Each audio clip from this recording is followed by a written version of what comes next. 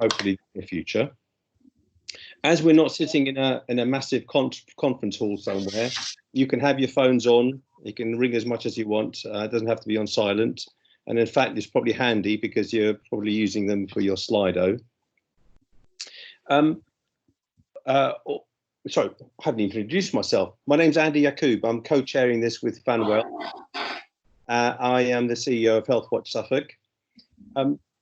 About today, all bar the speakers and Fanwell and myself will be on mute for the first half of this session. I hope you'll run with this with us because of the tight schedule until after the comfort break. So whilst you can each unmute yourselves, so it's down to you to work with us on this. This is really important. The Slido function is critical because it means there's 2 hours worth of conversation that can happen, all of which will be recorded. And I'll come back to Slido in a minute. But it allows us all to ask questions, to share thoughts, to vote, to offer comments and views about others' Slido comments, to challenge, to compliment, and express yourselves as much as you want. There is a limit to the characters. Now you can do so anonymously or especially, and I'll come back to pledges in a few minutes. If you're going to make a pledge, or when you make a pledge, you'll need to do so with your name shown so that we can have that for our record. Please express your passion.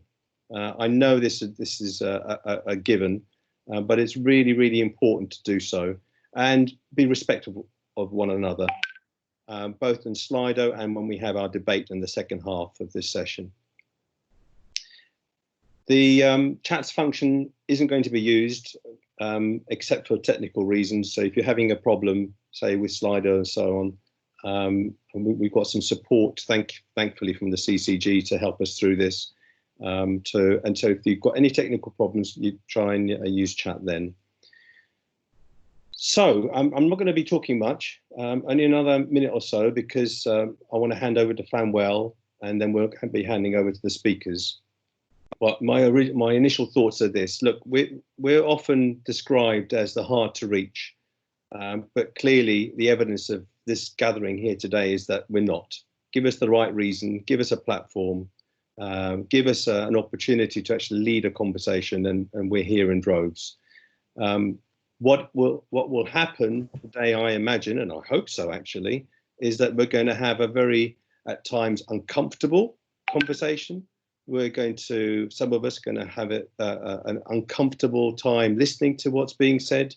And this is a time when we've got public leaders of very senior positions in the room with us, but they're actually in the back seats for once. They're there to listen. They're there to hear us, and they're there to take away the most important messages, because what we want is for them to actually act on what it is that we're asking them to. Ultimately, we need to do this together. But this is quite unique. We've not done this before. This is what's different about today.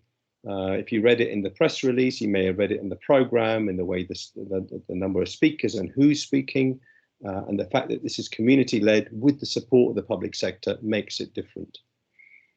There have been literally thousands of hours discussed by our public leaders during the lockdown, during this pandemic, on resilience, on recovery, on the future. As far as I know, this is the first time where we're bringing together members of the Black, Asian, minority ethnic communities and the public sector leaders together.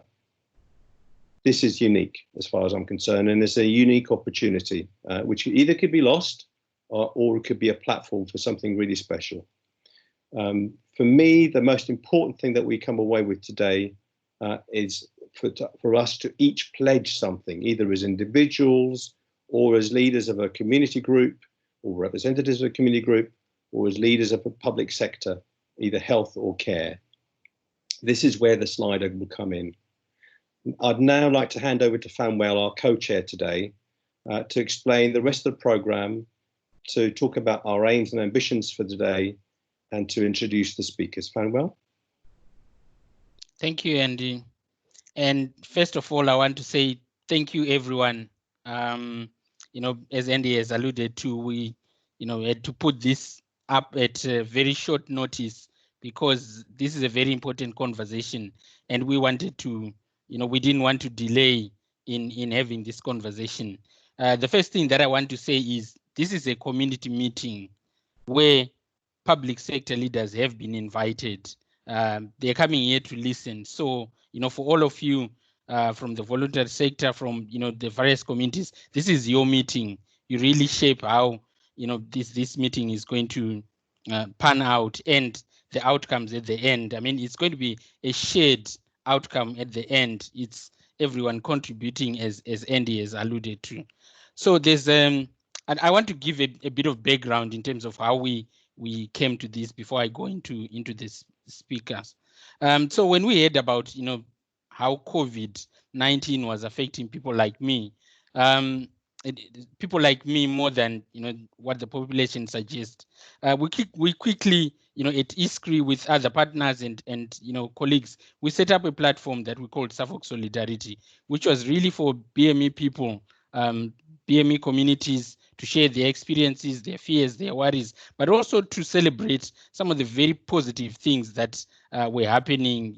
People looking out for each other, bringing to the attention of the authorities the issues of those who were unable to bring those issues, for themselves, be it because of language issues or whatever that might be.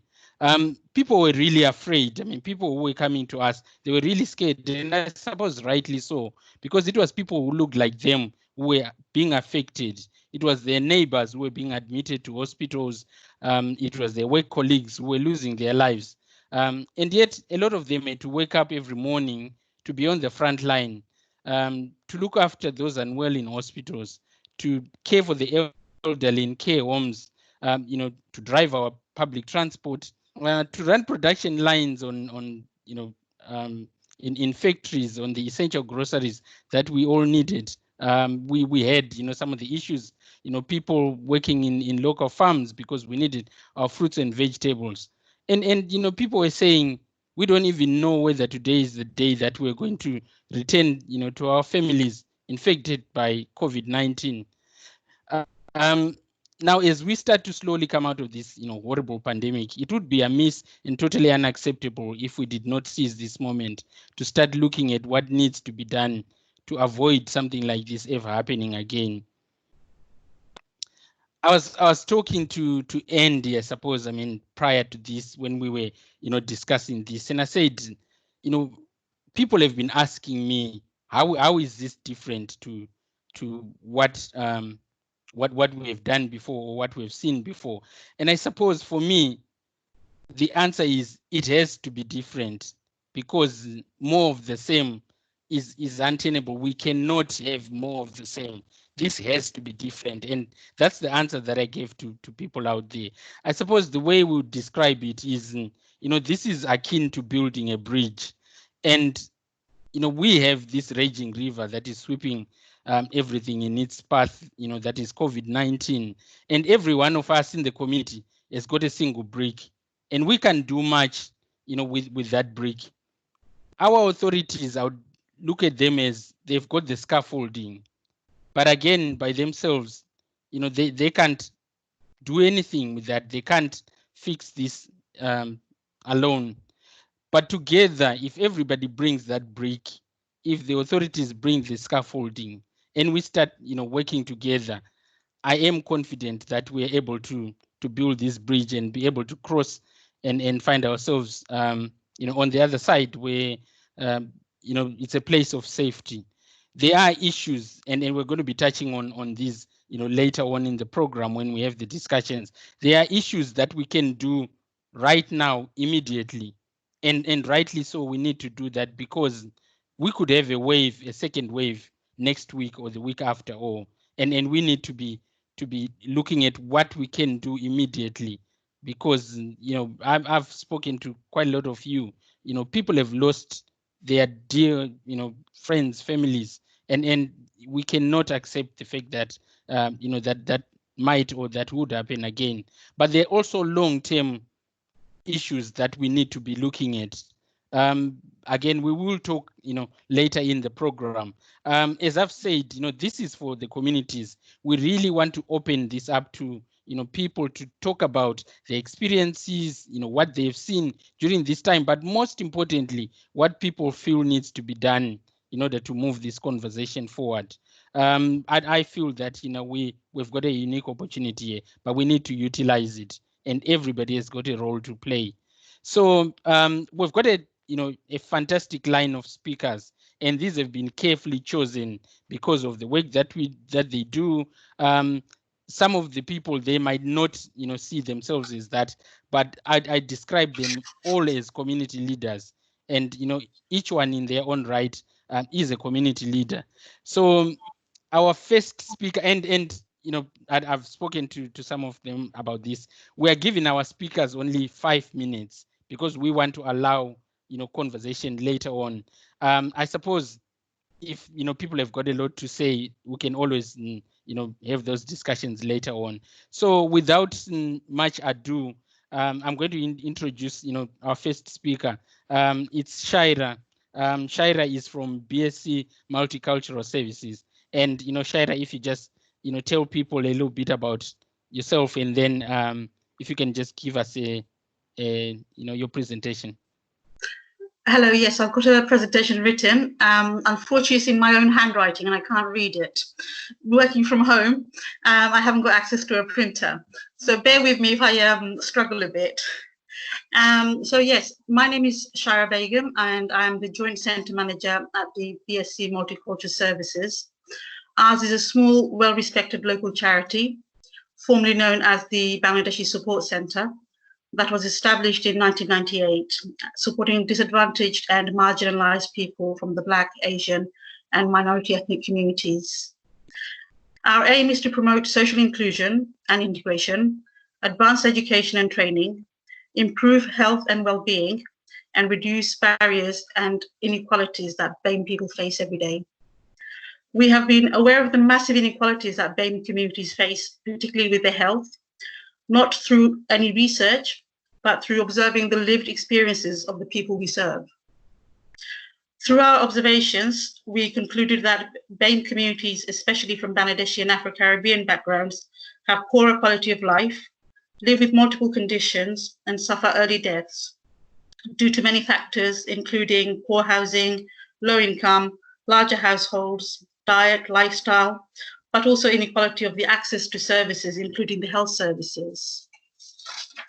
Over the years, we have tried to engage with the health services to highlight these inequalities.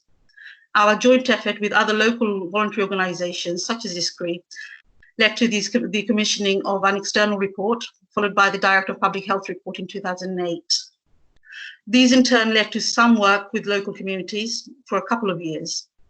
However, these were surface level work, more to keep the louder communities quiet, as they actually did nothing to tackle the actual problem, that of looking at how to tackle the inequality gap. Since 2008 funding, since the 2008 funding that was issued, BAME issues became a tick box at the bottom of many other tick boxes. However, from the last year, we have been again in discussion with the CCG. Some of the people are on, I can see their names here today. So we've been in discussion with a group that includes Irene MacDonald, Dr. Khaled, Dr. Juno. I think Dean is here as well. I can see that. However, what they require is evidence, when actually there's very little or no data that exists for us to start a platform from. The fact that COVID is affecting BAME communities more is not a surprise to us. All it has done is highlighted the inequalities that organizations like ours knew that existed. The BAME communities have been left to their own devices through these last few weeks and months, with little or no support, as far as I can see. Our organizations have been approached, or our organizations have not been approached to find out how these communities can be helped. Translated information has been very hit and miss. The context of the information has been lost in translation, so to speak, because it's been geared for the for the wider public. There has been little or no follow-up of people from BAME backgrounds who've been asked to shield. So they've been managed, there's no support for them on how they can exist, how they can survive. We were funded by unfortunately, just before the lockdown, we realized that some of these issues are going to be present. And luckily, Suffolk Community Foundation came through with funding us to provide emergency food packs. However, we had to identify the people ourselves because our communities don't know where to go to, who to ask for help. So we've had to identify these people, approach them ourselves, and give out emergency food packs when we can. And these have been not just to Bangladeshi communities, but we have provided to Syrian, Romanian, Iraqi, Kurdish, Afro-Caribbean, a wide range of people, English, white English. So just to finish off, I have a few questions I'd like to ask. One is there a breakdown of the number of BAME people affected in Suffolk, Ipswich and Suffolk, and the number of deaths? What provisions were put in place, if any, for the use of interpreters for those who do not speak English regarding to their care? Where a DNR has been put in place, what discussions were held with families, and were interpreters used if required? For what provisions were put in place to accommodate the various religious groups relating to bereavement, death, and funeral services? Were they discussed with any of the appropriate organizations or groups? And finally, number 5, what can we do post-COVID-19 to help reduce some of those gaps actively so that we don't see this happening again? And that is it.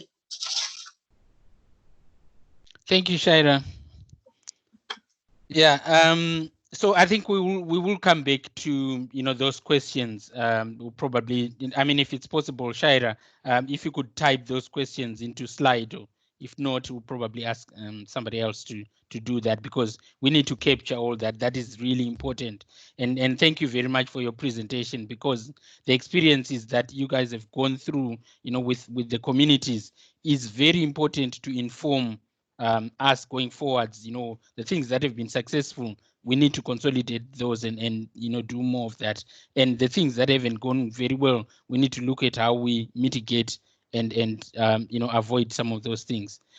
So our next speaker is going to be Imani Surendra. Yeah, if Imani, you can just introduce yourself. And hi, Fanwell. Yes. Hi everybody. For some reason the video seems to have shut down now, but I hope you can hear me clearly. Yeah, we can hear you. Great. My name is Imani Surendra. I'm a qualified holistic health practitioner and also a qualified teacher for many years. But I'm speaking on behalf of the Black community, particularly the African and Caribbean community in Suffolk, in my voluntary capacity within the Suffolk African History Collective, and also as a co-director of Be Me Like We, which is an organization supporting the needs of the community locally. For me, I wanted to put my work in the context of well-being, really. Over the time of COVID, I've been working more around health and well-being in terms of people's mental health, which is then having an effect on their general health. So really, I've been delivering mindfulness programs in partnership with some of the BME partners with their clients, because what we had observed was higher levels of hypertension, higher levels of anxiety, which spiked diabetes, which spiked people's issues around weight loss, because all of those things, when heightened with stress and worry and so on, became factors and became issues that heightened for the communities. So over the sort of 10 weeks, 12 weeks running those programs, what became very clear from many of the clients was, number one, their feelings around feeling rejected and not listened to at this time, feeling that they weren't getting adequate information about how to keep themselves safe, concerns around going back to work, yet bombarded with statistics that Black people are 4 times likely to die of COVID, but yet the anxiety about going back to the workplace, and their managers or employers not having an understanding of that, and therefore not differentiating in terms of making them work, supporting them to work from home or to put certain measures in place. They felt out at sea, really, if I was to use a metaphor. The other thing was around their concerns about vaccination. We're not a community really who we really wholeheartedly embrace vaccination. As a first measure, we would usually culturally look at other holistic therapies and remedies first. And there was a lot of global information bombarding our communities, and they were very anxious about that in terms of what that meant for them as a group, as a cultural group. A lot of families had lost relatives and they didn't feel able to grieve. They didn't feel able to, as Shira had said, there's maybe cultural funerary rites. We're a very tactile community in terms of our gatherings, and all of that at this time had been denied us, obviously, to keep safe. However, there's a lot of mental health challenges that go with that because many people are still grieving. And we need to look at that level of support that those who have been left behind continue to need now at this time where they haven't had closure on those passing. Overall, really, I mean, this has just heightened things that were already in Suffolk, already in the forefront of the Black and minority ethnic community's mind, in terms of their feeling that very let down by the healthcare service. There was a lot of anecdotal evidence to show that they didn't feel listened to. There was still racial stereotyping going on in terms of the type of differences in the treatment and care that they were getting compared to their white counterparts. And I suppose COVID has just accelerated all of those things that they had already experienced or felt that they were experiencing. So it's kind of placed them even further at a disadvantage. That's what COVID has flagged up, that has heightened the levels of disparity and disadvantage in our communities. And there's going to be a need for us to look at co-design and co-production of work to make a difference and to redress that balance. The other thing that came up was some people not feeling able to express the issue of Black Lives Matter because there were murders internationally that really deeply and profoundly affected the whole community. However, it had an impact on the Black community in the sense of their anxieties around young Black men in particular, looking at the stop and search, etc., that ISCRI does. There were anxieties around what does that look like for Suffolk? As we get bombarded with these racist stereotypes and race hate crime. So those were issues and are issues that we're going to have to support the community in the future. And all of this was flagged up and heightened and accelerated at this time. So really, what we didn't want was to go back into a notion of we don't see color, in a sense of multiculturalism. What we were looking at is a way of working with providers to say, we are the resource. We know best our communities. So work with us and listen to us to help shape the programs and shape the treatments and make them relevant and fit for purpose and culturally appropriate for our communities. It's not a one size fits all and approach. And for me as a practitioner, that is something that I would really want to, promote and ask the key stakeholders at the table today to consider in the way forward. So similar questions to Shira that were going on in my mind and also the clients I worked with. We were hearing anecdotally how many deaths in Suffolk affected the African and Caribbean community and the BME community generally, but we have no statistics on that. And also we wanted to know the age ranges, you know, and the gender as well. And also what interventions and support were in place for those who were left behind in terms of the mortality, you know, the deaths, what support and interventions are in place for those, or do we still have that piece of work to do? So thank you, Fanuel. Thank you, everybody. Thank you, Imani.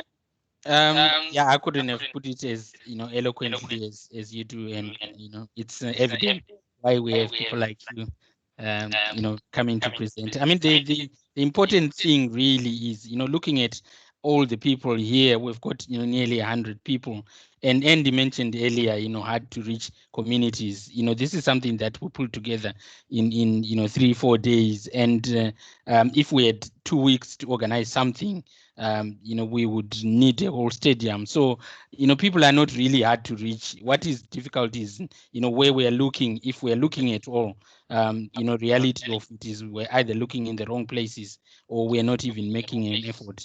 So, I mean, this is really important that, you know, we know where the people are, and we know the people who know what the issues are, we know where they are. And I think, you know, we need to work together in order to reach those people.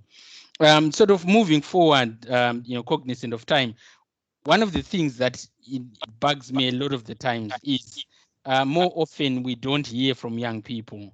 You know, we talk about issues in the community as if they don't affect young people, or we even talk about young people, but they are not at the table, and we design services for them. We talk about what they need.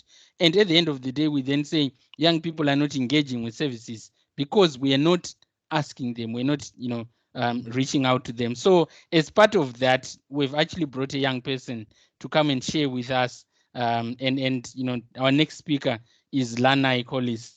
Lanai, could you please come forward? Hello. Hi, my name's Lanai. I am a volunteer at the charity Volunteering Matters. I'm 19 and I've been involved in the project What's Up, which is Women Against Sexual Exploitation and Violence Speak Up, since I was about 14. I am about to actually in September start a children's nursing degree.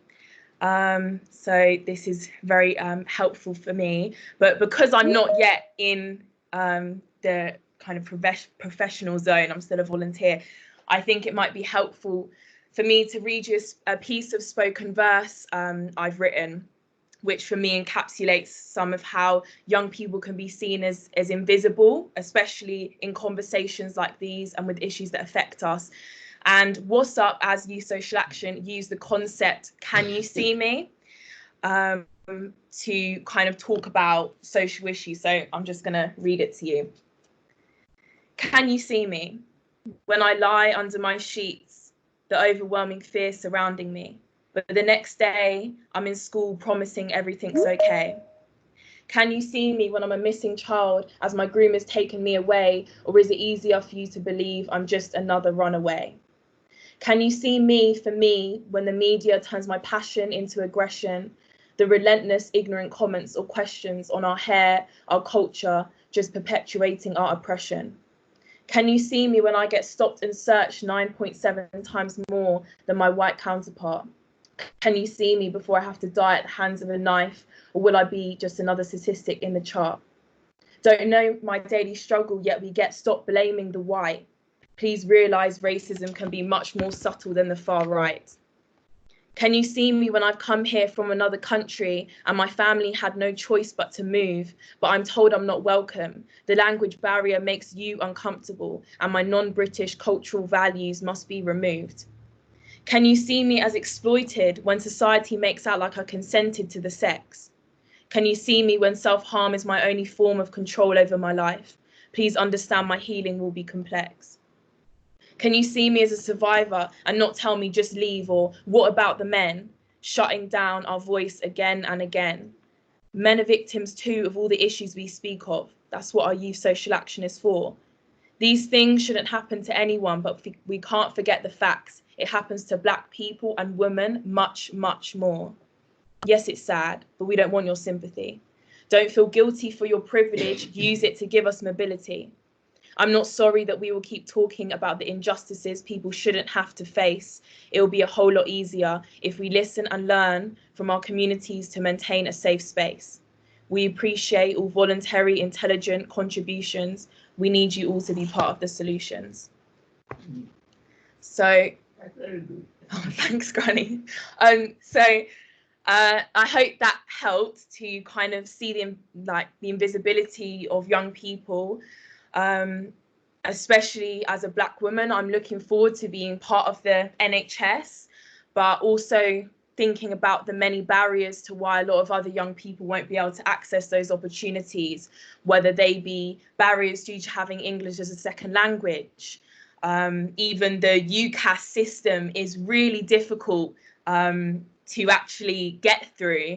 And I think there's so many barriers. So my question and hope would be that any pledges are meaningful in the sense that you can actually act on them and they are achievable in order to help the communities that are invisible to be heard, and not necessarily by requiring them to always speak up, because to speak up is not everyone's way of being heard. We need to give all of our communities different platforms to be listened to, and also understand that they are there as young people are, and all of our communities, we need to include them. But thank you so much, Fanuel, for giving me a chance to speak. Thank you.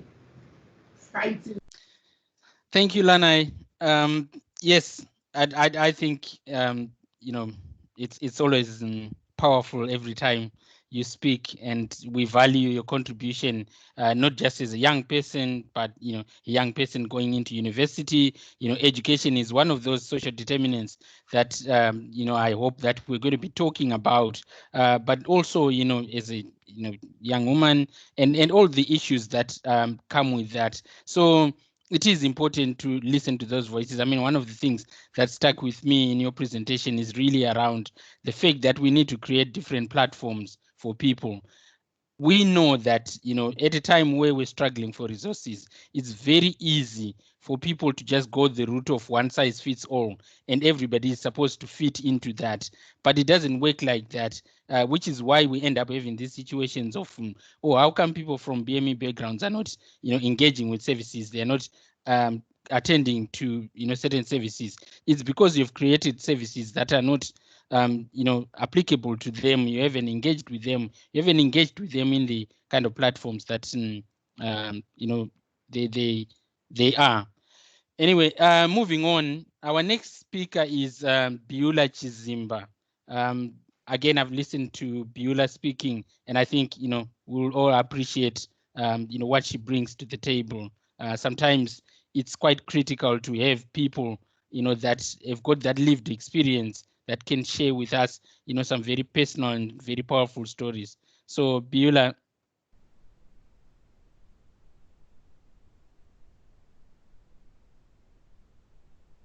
Is Biula here? All the time. Thank you, Fanuel. I was just saying to myself, thank you for the opportunity. And, you know, I was just saying to myself, and just listening to everyone speak, how powerful the experiences of family groups. You know, what we've heard today is very much moving in some ways, and especially the young person narrative. That was really touching in terms of, you know, hearing what young people are saying. So I'm very excited. I know I'm not undermining the hurt that's going on, and, you know, a lot of the issues that we're bringing to this table. But I think for me, the prospect of us coming together today, it's in itself is a milestone. And I think, you know, if we're starting to build a partnership that will enable us to look at these issues and to, you know, forge a way forward so that we're all going forward together, talking about statutory, you know, voluntary services, statutory service, families and children, and bringing that together. That's really exciting for me. And of course, I'm not overlooking the fragility of new relationships, because at the end of the day, this is a new relationship we're starting to forge. We have been having relationships on the ground, but this is the first or a couple of times we're coming together and starting to forge that relationship. But I think what I want to say to all of us is that, you know, for us not to be discouraged about that early fragility in a new relationship, but to persevere with one another. And I think that's really key. And I say this all the time when different groups come together, and especially we're not coming together for something easy to do. A lot of the things that we're talking about today are complex, and therefore it needs perseverance. And if we do have bumps along the road, it's about not giving up on one another. It's about listening and understanding from, you know, where all of us are coming from. So I just wanted to put that out there before I talked about some of the key things that I think in terms of going forward and you know, in terms of being solution focused in the work that we would like to do, and the work that I think in Suffolk we're starting to really have, you know, a pulse on the things that we want to work on. So I'm really privileged because I'm speaking in this capacity. I've been really excited because when I spoke to Louise, I wanted to speak as a citizen, because I think I do work for the CCG and I have a role. But I think as a worker in the CCG, I'm a citizen first, and I see myself as an employee, as a mum of 2 young adults who access services in East of England, as you know, that professional who volunteers outside of work as well for the causes that are, you know, within the BAMI community that are close to my heart as well. So speaking in that capacity, I think for me, it is interesting because I've been looking at our landscape for the past year, which resulted in us, 6 of my colleagues and I who share the same, you know, thoughts and thinking about, as community leaders, where can we go? The issue around strategic representation. So I think, you know, in terms of representation itself, and the fact that as, you know, individuals in East of England, in Suffolk, we live and we work in systems that are designed. Everything is by design. The shirt you're wearing, the dress you're wearing is by design. So in actual fact, the systems we're working in, the systems we're accessing, health, education, employment, enterprise, they're by design. So how do we ensure that our representation, and the fact that as BAMI leaders tonight, you are actually representing the communities that you're working with and the communities that you serve. So for me, looking into the situation, there was a consistent lack of strategic representation of BAMI communities. So for example, I'm talking about when I'm working in my role in the CCG, we're working on strategies, we're working on mental health transformation. We're looking at who is at the table from a strategic perspective, who is bringing the BAMI voice. And when we talk about the BAMI voice, we're talking about Black Africans, Black Caribbeans, Black Asians, Chinese, Filipino. And I think an understanding that all those groups are different, and all those groups have different needs, and they have different expectations and experience of how they will access our health services as we speak. So it's more of thinking around, how do we as leaders sitting at the table today, how do we represent our groups? How do we facilitate the redesign of services? So for example, currently as we speak, we're redesigning mental health services. Are you at the table? And there is a responsibility. I think there's a twofold responsibility. There's an organizational responsibility about going out and looking for who are the voices, who are the people representing. But there is also a responsibility from the BAMI leaders to say, where can we go with our issues? Are we knocking on the right doors? How do we find information? So for example, the group that we sit on, we have a strategic BAMI group for the East of England. We round up all the strategic policies that are out for consultation on CCG websites, on local authority websites. And what we do is we call on community leaders and ask them to respond, because we haven't seen the voice of BAMI, the BAMI voice being represented at the strategic level. And it's probably, we don't know this. And I think the fact that we don't collect data, we don't know whether Do people know where to find information? So there's the self-advocacy role, that people can take on in terms of, do we know where to find information? Do our community know where to find information? So for example, would you know where a strategic consultation paper sits on the website? Would you know, do you often get them? So it's those questions that we're really starting to ask on a strategic level as to how do we take forward the work that we need to do today on a strategic level. Do we have the voice at the strategic level? Who are the leaders that we need to sit and design and to look at the cost, the true cost of a service? So we're looking at, I'm hearing tonight that there are a lot of issues around language. And if you don't design a service with the language in mind, there is no way anyone who doesn't speak the language is going to access and have a good experience. So inevitably, from the design of service, we have already created an inequality. So how do we ensure that we have that voice from a strategic level? And I think I was talking about earlier when we met, I was talking about whether diversity is an issue, or, do we have a leadership issue? Where is the strategic leadership of BAMI voices, and where is the strategic leadership of organizations that have a responsibility to do that work? So it's really looking at some of those things. So I wanted to bring that into our conversation, and not necessarily to say it's not happening. It's a gap, and actually it's a gap that is a responsibility of all of us sitting here tonight. And it's about thinking going forward in the partnership that we're starting to forge ahead. How do we get representation at all levels? Who are those? How do we organize as a BAMI community? I'm a citizen, and I'm a Black African woman, and I work in health. And those are the issues that are at my heart, because I am a nurse by profession. So I want to know that I'm cared for at work. I want to know that when I come out of work, I am safe, and that the organizations that have a responsibility to keep me safe are doing what they need to do. And I have my own personal responsibility of advocating for myself for that safety. So it's really ensuring that, going forward, do we have the representation, and do we have the right representation? So our organizations contacting the right, BAMI organization, or if it's a particular organization you're working with within the community, does it represent all the voices? And how do you ensure that the voice you're getting on a particular service is inclusive of all the pockets of populations within that whole BAMI group? So it's really thinking and going back to that.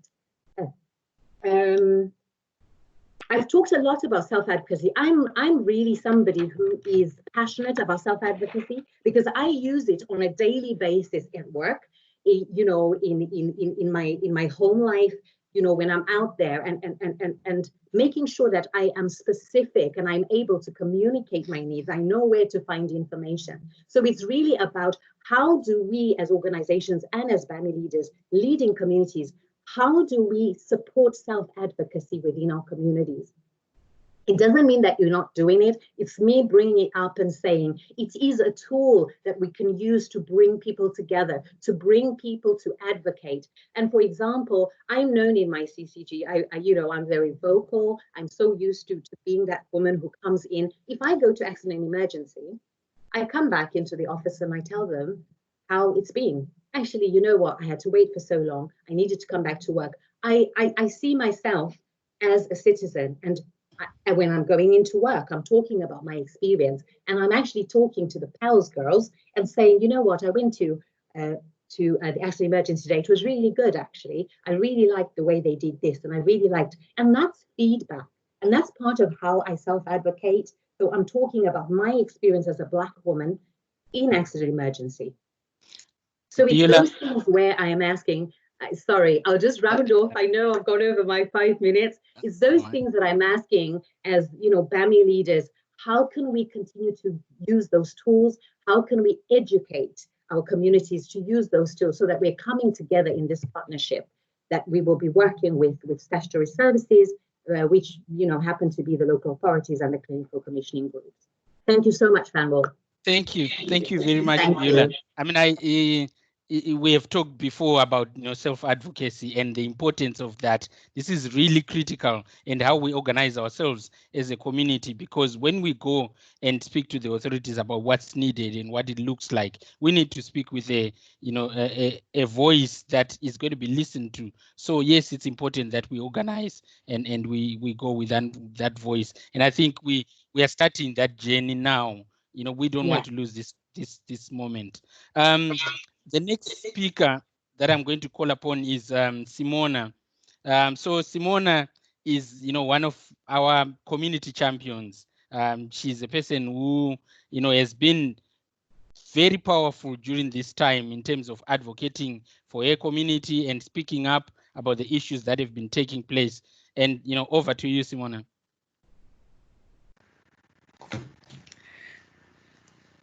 Hello, can you hear me? Hello? Yeah, we can hear you. Okay, hello, I'm Simona Liza. I am one of the lead of the Roma community in Ipswich. Also, I am EL Pastor Support Manager at Stoke High School. And I'm so happy to be with you and to see a lot of people together today, sharing experience, putting together everything, and wanted to work together for a better society. And I will read something which I prepared my speech. If you don't hear me, just let me know, please. We are in extraordinary time of a global crisis. We see examples of a beautiful solidarity where people come together to help one another. But we also see those who use the situation to spread fear, anger, and hate, often targeting the most vulnerable and already having discriminated groups, such as Roma people.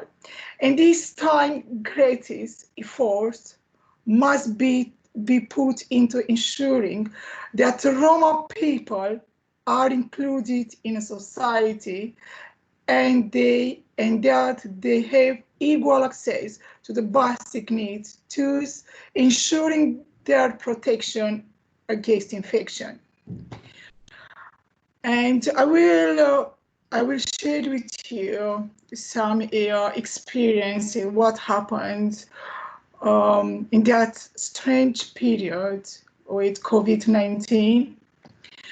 You know that probably the most seeing or vulnerable group, unfortunately, is Roma living in Ipswich. Was the most affected that I saw. Unfortunately, because they work or they was working 0-hour contracts, work in a factory like operative production or this chicken factory, for example, or fruit factory. They was affected by COVID-19. And unfortunately, we have more than 10 people that was affected and passed away because of COVID-19. We have 2 young men with 29 years old passed away, leaving in them behind 4 children because they was affected COVID-19. They was working in a chicken factory. They get the virus. They spread the virus around Ipswich, the Roma community, unfortunately. And at the moment, because of the bad experience that they have in Ipswich, they decided to return in Romania. We have, unfortunately, an example. A young family, they get the virus from Ipswich. They decided to return in Romania, and they spread the virus in the town where they was living. And for 2 weeks was all town was quarantined because one young family, they decided to leave. Why they left? Because of the bad experience there, they know, mixed knowledging what happened. If you get the virus, for example, in Ipswich, going to Ipswich Hospital, what happened to with you in the critical care, and they were scared, they decided to come back in Romania. Why? Because of English barrier. If they know English, they decided to stay here. If no, they say, I will come back in Romania. Probably will be better for me to speak in my language. And so we hope so that for example, we have a lot of our community, the children in the school, because the lockdown, they decided also to return in Romania because the children at the moment, they doesn't attend the schools. They will return, we hope so, in September, but we know 10% how many of them they will return. We need to stand united. The only way to overtake the crisis is to be working together. If this can be anything more than contagious than a virus, it's our solidarity. We need to stand up for each another. Thank you.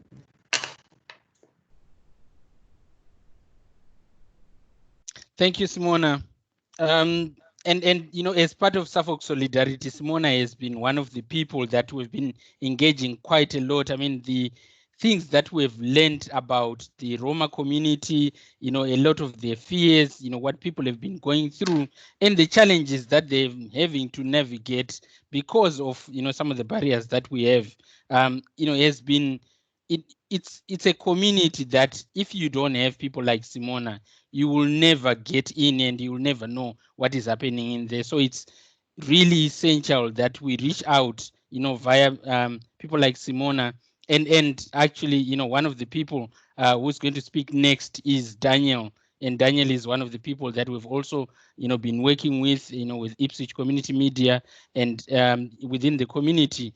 And, you know, Daniel has been in Ipswich. He also, you know, he goes to London to, you know, do some stuff over there, but he always remain, you know, sort of rooted and have Ipswich at heart. So Daniel, I want to bring you in to just, you know, share a few things with us.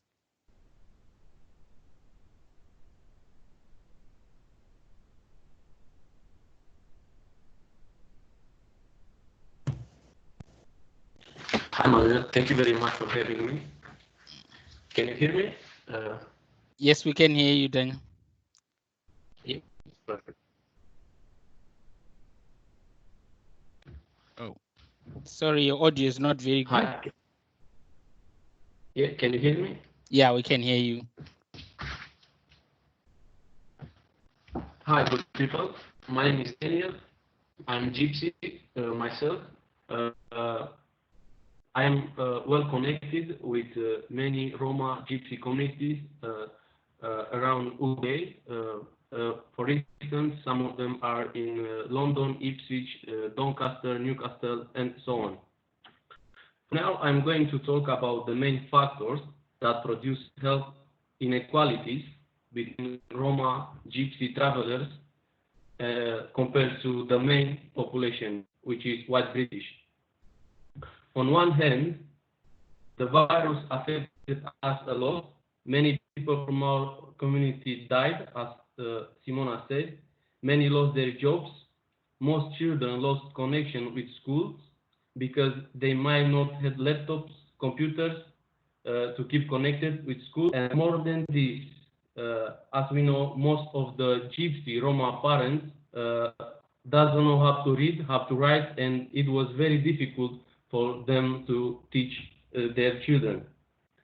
So I strongly believe that the virus put us again at the bottom of the society, and something should be done to help the children to keep connected in school.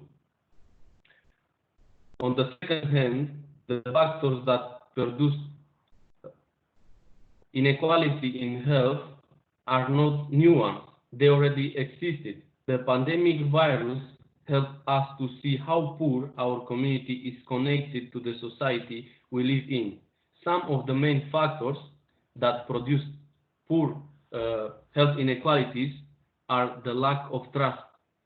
In instance, many parents from our community doesn't believe in institutions, so they always try to hide the truth because they are scared because their children can be taken away from them. So they always may hide the truth. Another factor that can produce poor health inequalities among our community is poor schooling.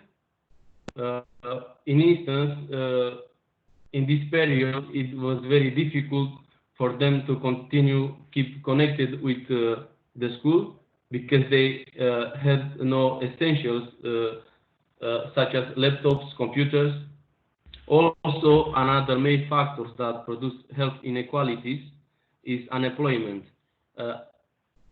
They may not have a permanent contract, and they work 0-hour contracts, and somehow they were forced to work in this period, and they get the virus, which was very difficult for many families to live without going to work. So they put their lives at risk.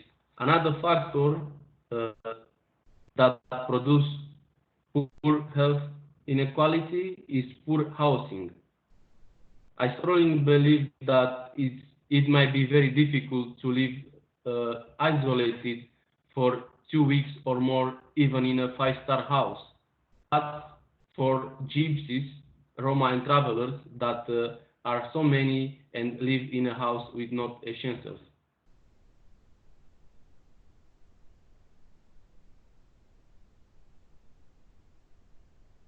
I think this is all I had to say. I don't know if you hear me. I am very sorry if you didn't. No, we heard you. We heard you, Daniel. Thank you very much, and thanks for coming. I think we will probably just follow the agenda. So the next person on the agenda is Ed Garrett. So Ed, are you there?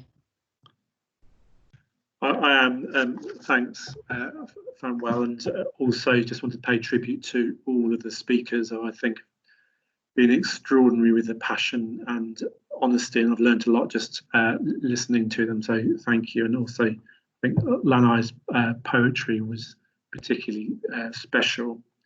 So I wanted to start by just making the point, which has already been made a number of times today, is that COVID, I think, has really exposed the inequality we have in our society, and also the failings to support the Black, Asian, minority and ethnic group. As you may or may not know, in my role, I'm the lead executive for the NHS in Suffolk, and I absolutely accept my accountability around those failings.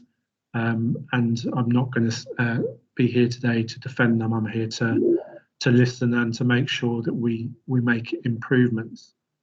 I think when we look at the failings, the issue of communication has come up repeatedly, and that's clearly an area we need to move forward on. There's whole issues around access as a result, and all too often some of our marginalised communities have the poorest access to our healthcare, which isn't good enough. And the issue that Daniel raised around trust or mistrust. There's mistrust in our communities, some communities around towards healthcare professionals and officials, and that's a big challenge. And then comments we heard up front is that the work we've done previously in the past has been too much surface level. We haven't done enough in-depth work in this area to support BAME communities. So for me, it's all about how we can build and rebuild trust. And I think the point that Beulah made very eloquently is about how we understand the story of our communities and really understanding what people are saying. And I think that's absolutely crucial part of today's events, but also how we must go forward. So actually listening and understanding before we act, I think is very important. And Imani made the point about co-production and that communities know best, and that's a point I think is often overlooked. And I think even if we reflect on the support we have provided during the COVID response, how much of it has been co-produced, the leaflets that have been designed for our different communities. We put on additional translation services, but they've been underutilized. So we clearly haven't got the engagement right. So that co-production, I think, is a key theme that's come out. Whilst the crisis has exposed many issues that have been there for a long time, I think the positivity or the positive piece about it is that there's been a huge amount of energy, and I've heard the word solidarity used 3 or 4 times already today, and I think there is a lot of energy to take forward the issue of inequality and to build on that as a leadership community, and I'm including everyone obviously in that term. There is urgency about it. We are at risk of a second peak, we know that. And whilst I think everyone in the health service has worked tirelessly to keep people safe in the first peak, we clearly haven't done a good enough job to date, and we need to learn the lessons going forward and urgently. So for me, it is all about leadership and getting harnessing everyone's leadership, being clear on what the outcomes we want to deliver are, and the evidence base, which has been referenced today. Absolutely treating people equally. We get better outcomes if we treat everyone equally. Community driven, hearing the voice of the community and working with that voice. And I think importantly, reporting back regularly and holding people like me to account for progress. And maybe that hasn't happened enough in the past. So those would be some of my reflections from listening to you today. I think it's important to get into the second half of the session when we're ready to debate the issues and to explore them further. But you absolutely have my commitment to work with you to make some improvements. Thank you, Ed. And yeah, we appreciate you being here. You are one of the leaders in Suffolk, and just for everyone's benefit, we do have a lot of our leaders listening in, and we do value them coming. The important bit, as everyone has said, is about moving forward and how that the support is going to look like, and how the working together is going to look like. And we hope that that commitment is going to come from everyone, from all of us, including our leaders. So what we're going to do now is we are going to take a bit of a break. If we take maybe 5 minutes comfort break, some might want to top up their cups of coffee, and then we come back. So if we come back at 13 past, and then we start the debating session. There is within your agendas that you received, there is a report from an organization called Doctors of the World, and I hope you have had a chance to look at that, because we're going to be talking a bit about that when we come back. So we'll see you all at 13 past. Thank you.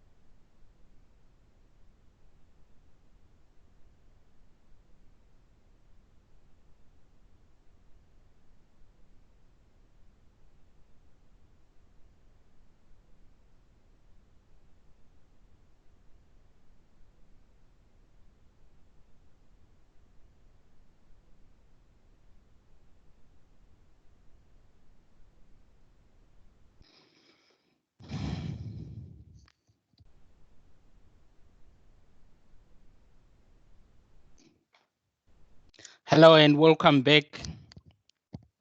Can people hear me? Yes, Fanwell. Thank you. Thank you. Yeah, so welcome back to the second session of our event. And for me, this is really the most important session. It was good to listen to, all those people with the presentations. And, this is just, a small, tiny fraction of the stories that we've heard from people, throughout this journey that we've been on, that we're still on. And I think it's really important for us to just understand that we wanted to give people a flavor of these conversations. My hope is we are going to be having more of these. We are going to be creating more of these platforms. At the moment, we have said we're bringing together community leaders. I think we will need to then look at, in terms of moving the conversation forward, one of the things we are grappling with at the moment is really the conflation of issues under the BAME banner, because even if we look at some of the outcomes, the different community groups, the different people, different sort of elements of society experience different outcomes, and sometimes it doesn't help by conflating those issues. So part of what we're going to be looking at going forwards is how do we drill down into the specific issues in specific communities, and we need to create sustainable platforms, as has been said. So in the next section, it's really a conversation that we want to have in terms of moving forwards.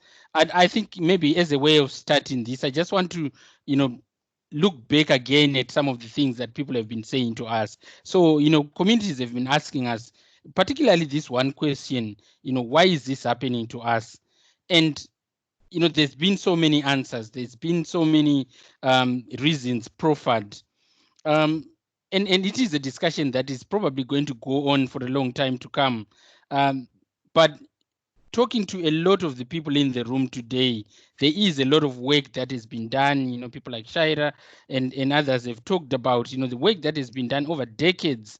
And one of the things that has constantly been talked about is around the social determinants of health.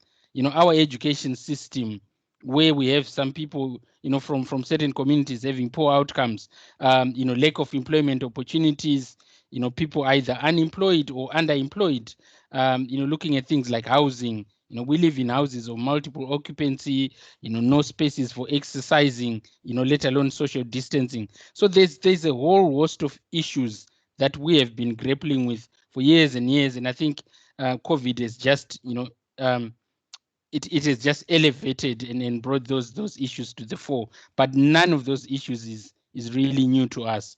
So there are things that are obviously going to take time for us to actually get to the bottom of. But I think, as I said at the start of this conversation, there are things that we can do, and we can do immediately.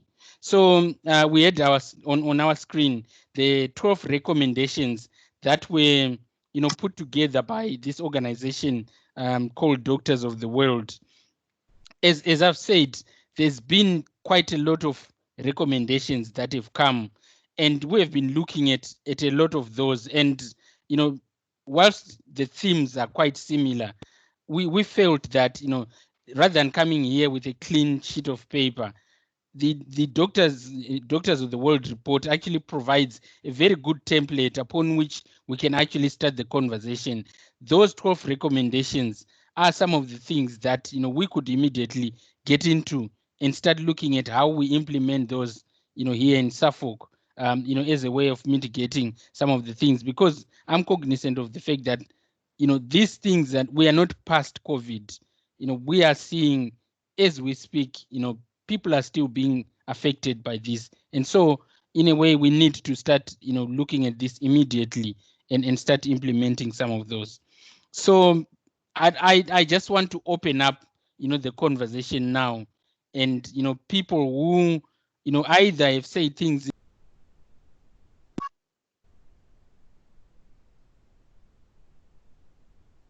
Sorry, I just muted myself. I tend to use my hands quite a lot.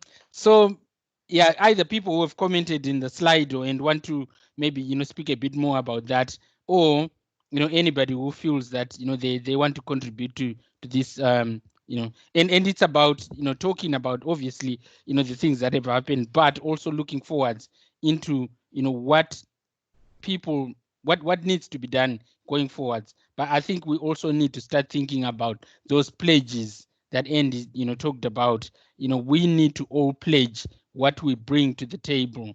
You know, everybody has got a role to play, and I think we need to start collating in that information in terms of what each and every one of us thinks they can bring to this conversation in order to move forward.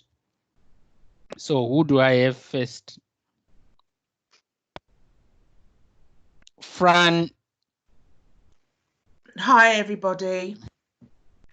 I was just thinking about my experience that I've had with my mother and father before they passed away.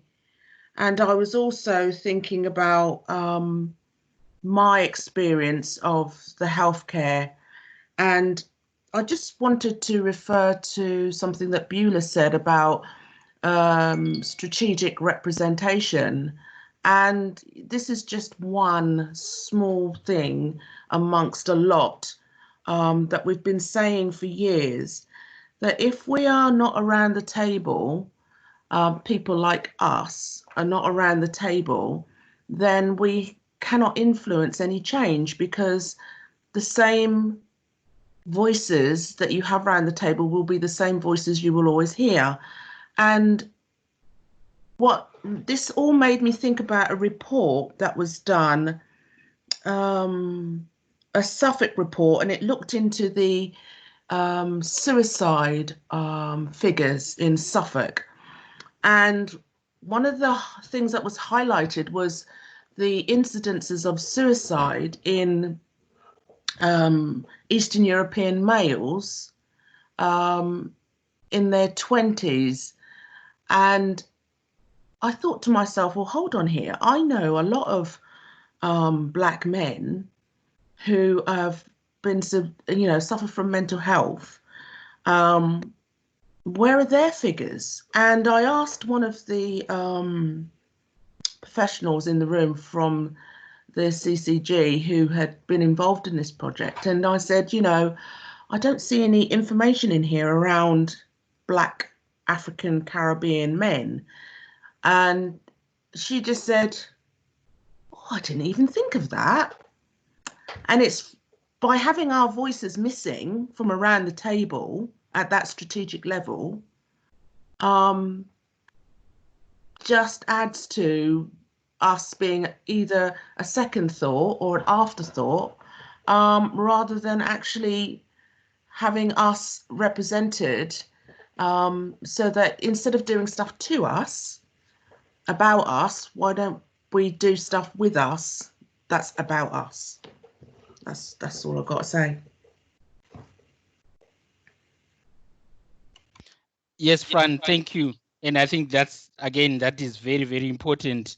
If we create, you know, any services or, you know, any, you know, potential outcomes without involving people, that's how we end up with a situation that, you know, people are not engaging with those services. And unfortunately for health, either people present when they reach acute stage, or, you know, sometimes it then, you know, proves even fatal. So it is important that we, you know, we involve people in that, in the early stages. Cad. Yeah, I just wanted to, hi everyone, I just wanted to follow on from Fran. It's exactly the same. And I think very important to recognise that nothing should be in a silo. Or, in the work I've done over the years, there's really no, it shouldn't be separate from health to housing to schooling to community work. And linked to what Fran said, I went to 2 meetings, local authority meetings last year, which were around community issues around Jubilee Park. And there were no community members at all at the meeting. So I think you could take, that's a very micro level, but you could magnify that up and just recognise perhaps how we can have a system change around the democracy of understanding your part as in neighbourhood, because I do think that then reflects back to health and housing, and how I felt, you know, there are very good neighbourhood leaders in that area, and how we can make sure that's not token, because I mean, even I was invited only once to those meetings. So just thinking about that same issue of making sure everything's connected, and right from the bottom upwards, those people at the meetings all the time. However hard it is to get people there, it's better they're there than doing the meeting at all, I think. Thank you, Kad. Yeah, totally agree. With that sentiment, we need, some joined up working. Gulshan. Thank you, Fanwell. Can you hear me all? Yes, we can hear you. Fantastic. Right. I think I might just be about to throw a grenade into the discussions. I do not think it's about our representation and our voices, because our voices have been here for decades. We have been represented for decades on a whole variety of boards. If I look at Suffolk, and I work all around the country, if I look at Suffolk, and I work with Suffolk Community Foundation as well, if I look at Suffolk, we have some of the strongest, in fact, we have probably the strongest community groups anywhere in the country, including BAME groups, which are strong. I think it comes back to, Ed said, he makes a commitment. I've heard commitments being made by leaders in Suffolk all the time. Actually, until those leaders do something, even if we spend all our time giving our voice and giving our views, nothing will get done. It is down to those leaders to stop talking about commitment and actually start taking action.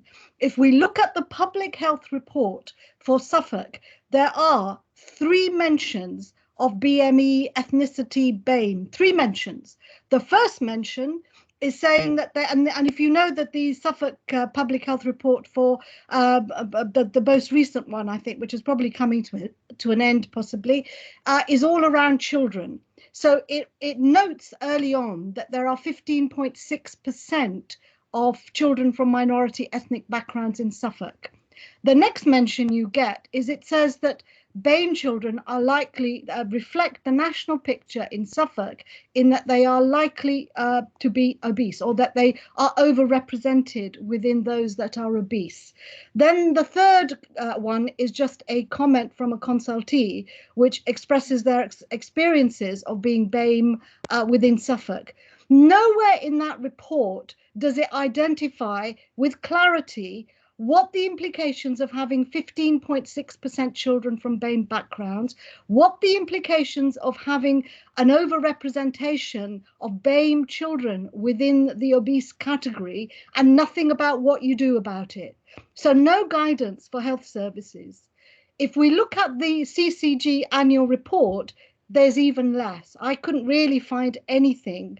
I've scanned it. I haven't read it from page to page. These are strategic documents. And if you look at the equality objectives for the CCG, they are about we'll do better on using data on ethnicity locally to inform our health services.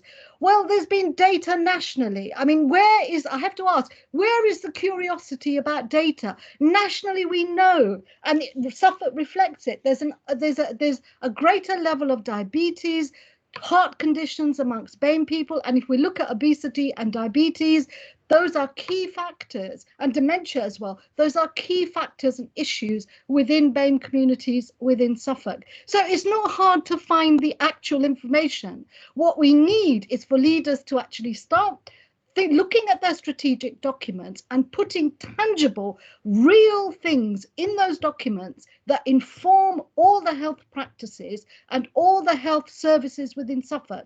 If you don't do that, we are just going to keep doing, as people and communities, we are just going to keep pushing at a shut door. We are going to be giving our time and our services to explain all the issues, which we have explained countless times to health services, and nothing is going to get done. So I think it really is over to those leaders to show that they're going to do something by actually doing something. I'm going to end there. I just feel really let down and angry because I worked years ago on the CCG, and nothing's changed. And if anything, it looks like less is being done than was even being done at that time. Thank you, Gulshan. I think we can all, tell the frustration. I was having a conversation earlier today with Funmi. She's here, and again sort of expressing exactly the same sentiments that you have just expressed there. The frustration, particularly when people are giving their time, coming forward, attending meetings, and often for us in the community, many of us, we're looking around the table and we're thinking, everybody else across the table is paid to be here, but I've actually taken time off my day job to come and give something. And if you don't feel like, something is coming back or something is being done, it can be quite frustrating, and sometimes we lose people that way. So, let's hope this is the start of a different journey where we start valuing each other in that way. Simona, do you want to come in?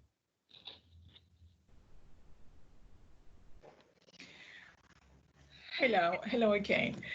Okay, some questions to respond to someone who wrote. He said that they have an experience in the town center around the episode that Roma Romanian in that time they avoid like 10% to go to hospital. Yes, that is true. Probably just few of them they go to hospital. Why? They're afraid. I'm afraid too. Why? Because unfortunately, we ask many times if it's possible to share with the population what is going on. If you get the virus, you have coronavirus, you go to hospital, you're in critical care. What happened to you there? Which kind of treatment you will receive? Which kind of injection you will receive? That information is missing.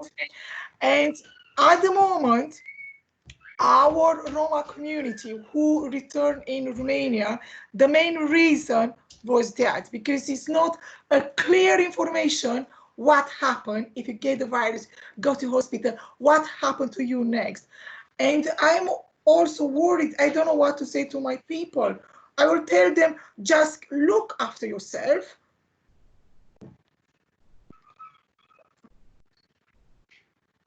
Thank you. Thank you, Simona. Again, these are sentiments that we've had, quite a lot. That the lack of information, it affected the start of the pandemic. I think there was a bit of a disconnect because some people were saying, from the time that our relative went into hospital, we never had, and sometimes the next time that they would hear from them or from the hospital was when somebody has passed away, and I think that has affected people in a big way, and I think we need to learn from that as well. Mihai, do you want to come in? Yes, thank you very much. I listened very carefully what everyone said. So I'm from the Roma community myself. I work at Roma Support Group in London, and alongside with Daniel, who had a very good speech today. And I shared all the concern that Simona mentioned as well. I want to come with a sort of positive example of how an organization and local authority worked to support Roma community. One of the things that we've done back in April was to send letters to various local authorities across the UK to see how they are dealing with the pandemic and how they respond to the needs of the Roma communities. And through the discussions that we've had with different organizations and local authorities, we've seen and identified quite a good example in Liverpool. And what has happened there, a local organization who supports migrant communities in general in Liverpool, but has a focus on Roma, have been employed Roma staff as well, outreach their local MP, who was very active in supporting this charity, and they also engaged with the local authority, who are again supportive of their cause.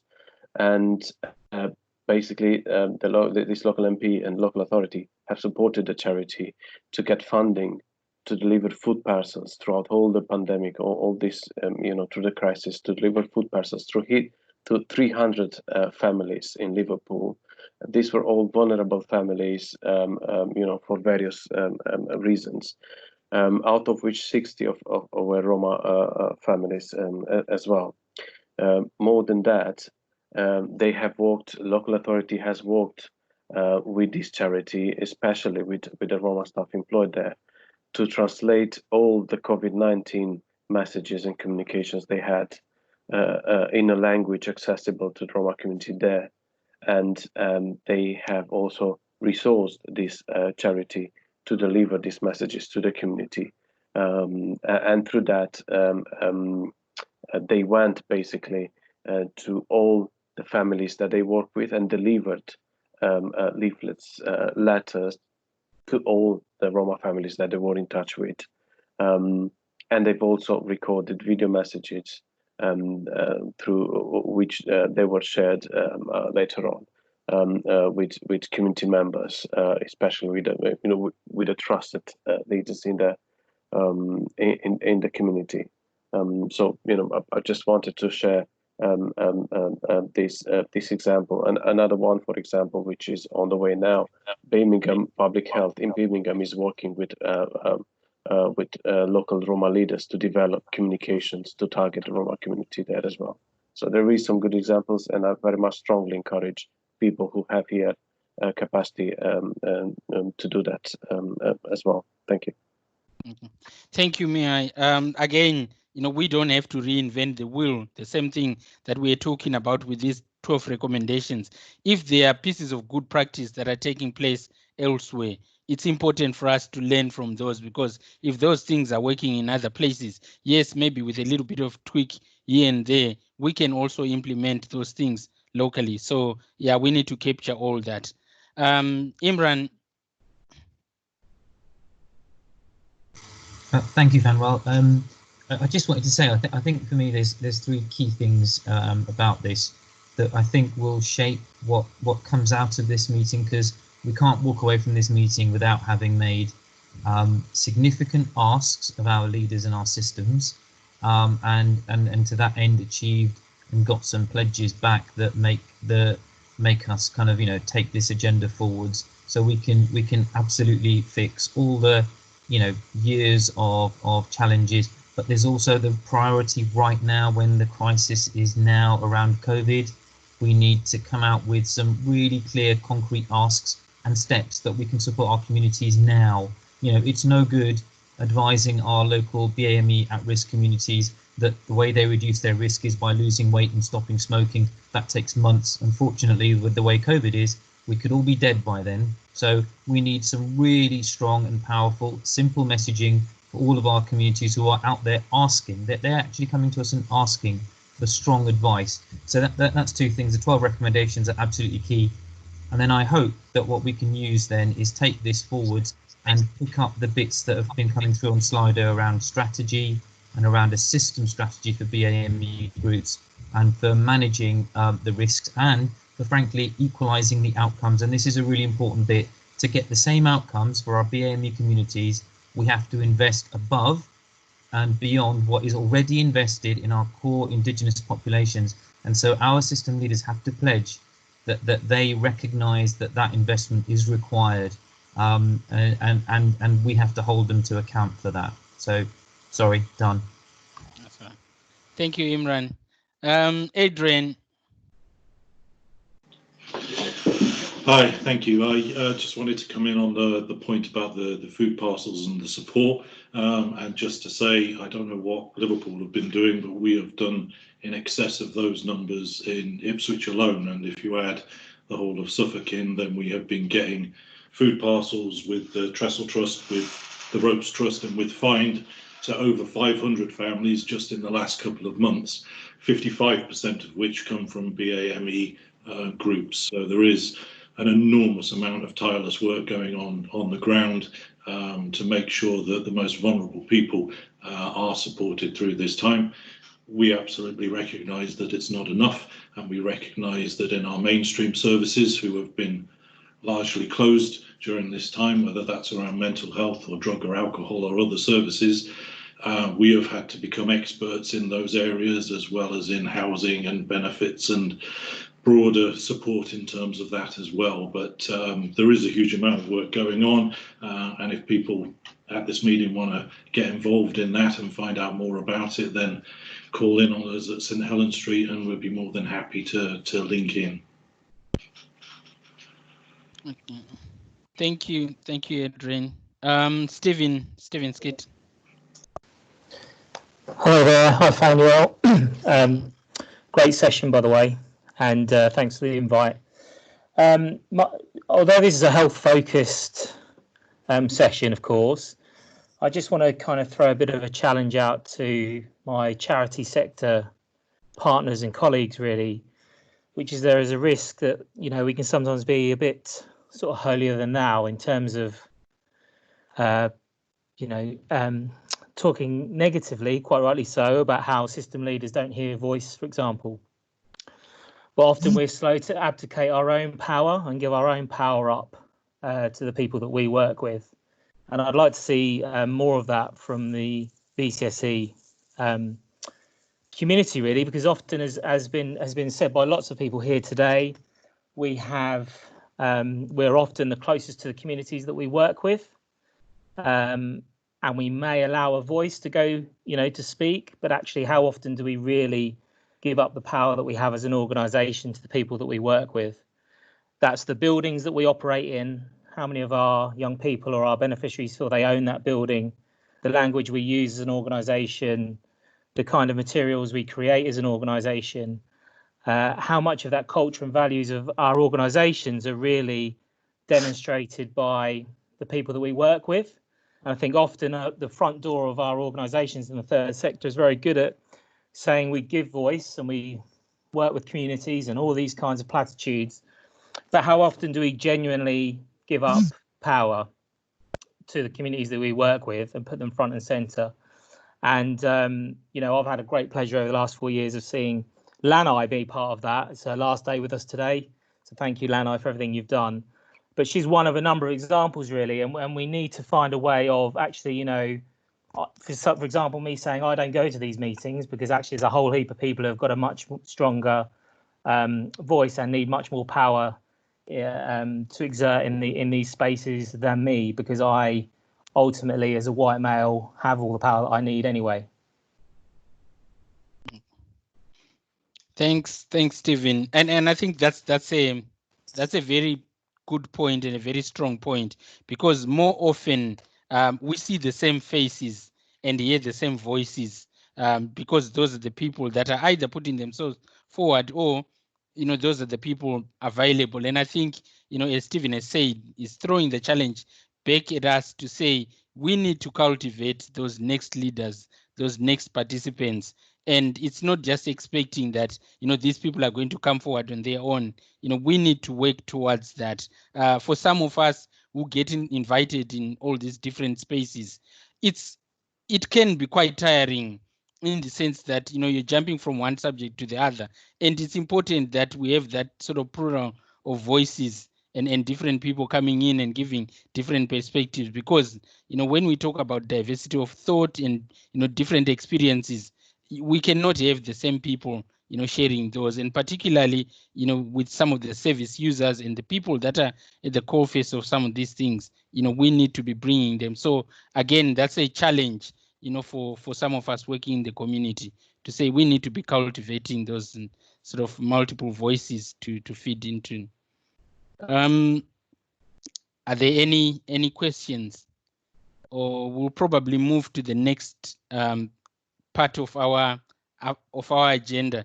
And Andy, I'm going to hand over to you to start looking at what the pledges should look like. So over to you, Andy.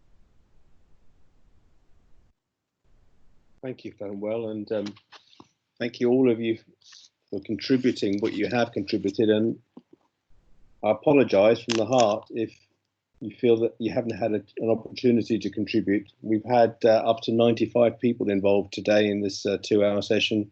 And as you can imagine, there's only space and room for enough for some of us to do so. I've been looking at the Slido, masses of material there. It's interesting to hear what Stephen said right at the end, or close to the end, about giving up power. I think that's a key aspect for all of us to take away. In fact, if we had each had a pledge, that could be that one common thread, because if we can all give up power to our communities and those that we're there working with or should be working with, that will be a really, really good start. I've been making copious notes throughout. We're going to have just to let you know, there will be a debrief session for those that help organise this immediately after this. So whilst you're all going to go away and have your glass of milk, your dinner, your glass of wine, or whatever it is that you have, we're going to be working on a little bit later, because this is a fast-moving conversation. If we don't actually grasp this now and continue to do so, every day, by the way, something will be happening every day.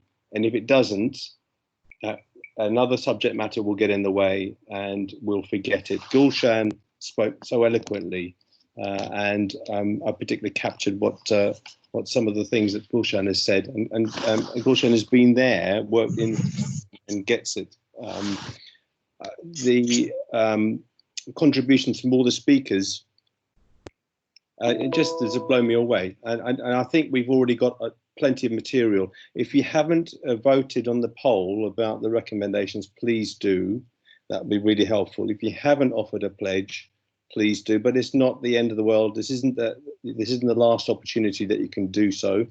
For GDPR purposes, if you don't want to be involved in this kind of continuing conversation from today, please let us know, and we will remove your email address and you won't hear from us again. If you do want to continue, we'll feed back the full recording. I've already made a suggestion to the organisers that we're going to probably take out some sound bites from the recording and use those, because there's some real gold nuggets in there that we can use to influence and bring to the attention to people that aren't here. Yes, we've got some influential public health leaders and public care leaders in the room, the virtual room with us, but there are plenty more out there.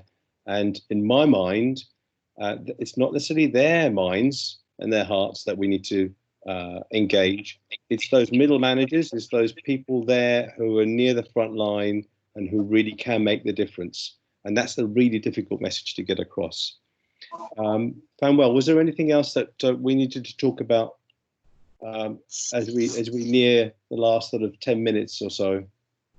And I think we have captured, a lot, particularly in the, in Slido. And again, we encourage people to be, putting stuff in there. I think it's just thinking of, and I've seen, some of the pledges are starting to come through.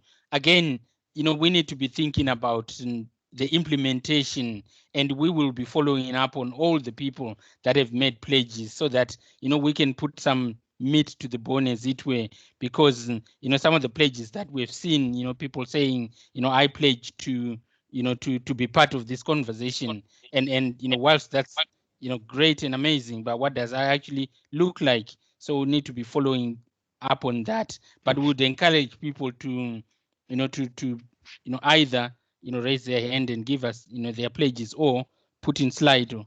Yeah. I mean, there are things that have been discussed today and shared today. When people like Daniel and Simona talk about fear, it's just pure fear. And I think Simona said that all the public health messages, all the NHS messages, boil down to just look after yourself, in translation. That's one of the key things for me, is that we lose so much in translation, culturally and through language, and we need to be much, much clearer. One of the three outcomes that we were hoping for today was to really get some sense of support from the community in vastly improving the messages that we need to get out there, because Ed mentioned that there is a real risk. Leicester is going to go into lockdown, or is in lockdown. There's a possibility of 30 other plus locations across the country that might find themselves like that. And Suffolk is listed in amongst those, by the way. We need to be better prepared, and we need to get clearer messages, and we need your help, everyone's help here, to get those messages out there and to be absolutely crystal clear. Audrey mentioned something in Slido about these pledges are just some words. They need to be smart. Yes, absolutely. These are not the final product of what it is that we need to have in place in order to get that action. As Gulshan said, we need action, not commitment. This is why we were after the pledges. The second outcome that we wanted from today was to get some volunteers to actually help us form a group that can take this forward. This is a new group. It doesn't exist. It is in addition to everything else that's happening. I mentioned earlier on that there have been thousands of hours, and leadership is, Bula, something was saying earlier on. Every one of you here is a leader. Every single one of you. Doesn't matter what your role is. Can I also just put something to you all? I don't know actually how I'm going to get a sense of whether or not you agree. We might have to do this by email possibly, but CAD has asked if we can use, or she could use some of the recording, maybe some of those sound bites I referred to promote what it is that we're doing, to get that message out there to the communities that aren't here, obviously, because there are only 90 of us here, and there are literally thousands, tens of thousands out there that need to know about this. So if, with your permission, I'd like us to be able to maybe email all of you, we've got your email addresses, to ask whether or not you would mind a particular part of the recordings to be used. I think what we might need to do is possibly decide what we would potentially use and then write to those individuals, if that makes sense. Kat, does that make sense? Yeah, that sounds fine. I mean, I think, yeah, we can create a piece, what we need, and then get in touch with people. But so much good stuff there. Thank you. We've got another 10 minutes. It's amazing. I don't know how we've done it. Possibly because one of our speakers wasn't here. Oh, Fran, go ahead. I just wanted to bring to everyone's attention, this is for practitioners as well, that that there is a national sickle cell employment and education guidance, which has been developed to help support pupils and students and employees.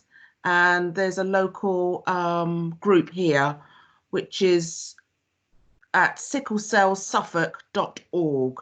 So to make contact, because sickle cell is something I think that only Black people get.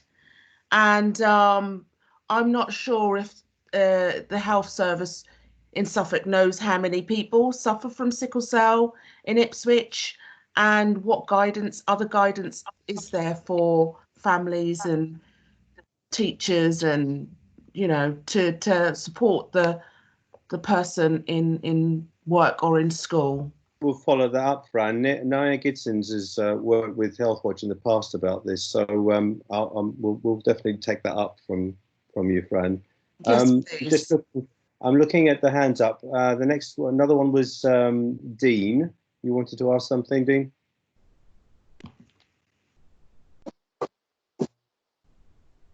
No?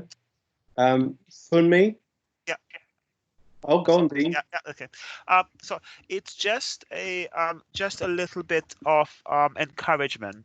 So essentially, for decades and decades, and possibly centuries, the communities that are represented here have felt left out, not listened to, and all the rest of it. Why is this different? This is different for two massive sort of reasons. The first one is around COVID-19 and how it's just exposed all of the inequalities that we've all been shouting at for decades. And the second bit is around what happened in America and the Black Lives Movement matters and racism and that sort of thing. This, in a lot of ways, is sort of our civil rights movements. It's almost in a once in a generation opportunity. So even if we feel jaded, even if we feel that why should we ask now? Why should we demand now? In a lot of ways, this is the moment. If the system was going to listen, it's now. So I would just encourage sort of everybody, even if you feel sort of jaded, even if you feel that, oh, I've been here before, and pledges and promises are made. At no other point, certainly while I've sort of been in this country, and at no other point since I've been a doctor, has the system been willing to listen. So I would just encourage everybody to have at least one ask, one one concern that they have, and the system, including sort of ourselves on the CCG, will try our darndest to solve those things. So please don't be silenced by the fact that you've been jaded in the past. A really tough ask, Dean, because of trust, because of history. But as you said, this is very different. And what I will commit to, it's not in the pledge, but what I will commit to is that I will remain involved in this as long as it's community led. As soon as that power is taken away, I will tell you, and I will share that. So there is that requirement. For me, you wanted to say something.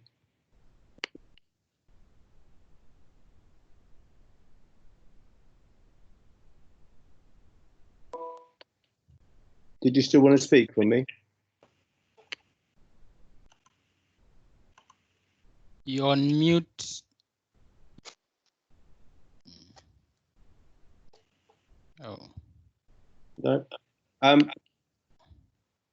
Okay, if not for me, I'm seeing Antilla. Okay, can you hear me now? I pressed the unmute button. Yes, we can hear you. Go ahead, yeah. Okay. Hi, everyone. I just have like two questions to ask really about the COVID-19, because we've had so many people within our group that we're working with from the grassroots who have really been affected by COVID-19. And unfortunately, we have lost 2 people to COVID-19 within the group that we work with. So I just want to ask the senior leaders to probably tell us a few things that, according to the statistics, we know that the COVID-19 is affecting Black people more. Is there anything that is being put in place to know why this is affecting more Black people, or what does, so that going forward, people can know what to do? Why is it that they're more vulnerable today? Because most of the people that we work with within the group that have lost their life to COVID-19, that are members of our group, are young people with no underlying problem. They're not key workers. There's so many reasons why they should be able to survive there. And some of them have been in coma, in intensive care for over 2.5 months, fighting for their lives. And it's just very sad that a lot of young men, Black men, are more vulnerable that we've seen within the group. And I just want to ask the senior leaders, maybe there is something within Suffolk that is being going into implementation to know why, and probably going forward, people can know what to do to support the BME community. That's my first question. And my second question is that I know a lot of people have talked about the strategic level, that we have to get the BME community in the decision makings in the boardroom where the legislations and policies are being made that affect us. So we need to get people into that board. But it is a point, but we need from the senior leaders to show us how this is possible, how to have our people within the board where the decisions are being made on our behalf. Because if we have people from that community in the board, then things will be, a lot more decision will be more implemented to carry us along as well. And they'll be able to connect to the grassroots of different communities. Absolutely. Funmi, thank you for the 2 questions. Your first one, those are the kind of questions that Shira and Imani were asking earlier, and all of those are noted. We're not going to ask our public health and our our health representatives that are listening in today to respond to that now, because what we want are full, facts. We want everything that is being asked of them today. So all those questions are going to be reply. We're going to expect answers to them, and we will share those. Your last question was something that Beulah was talking about earlier, about being at the table. This is longer term, and as Gulshan has probably experienced, if you're the one sole Black and Asian and minority ethnic representative or person around a table, you will get drowned out. You'll not necessarily be listened to. You'll get frustrated and you'll maybe walk away.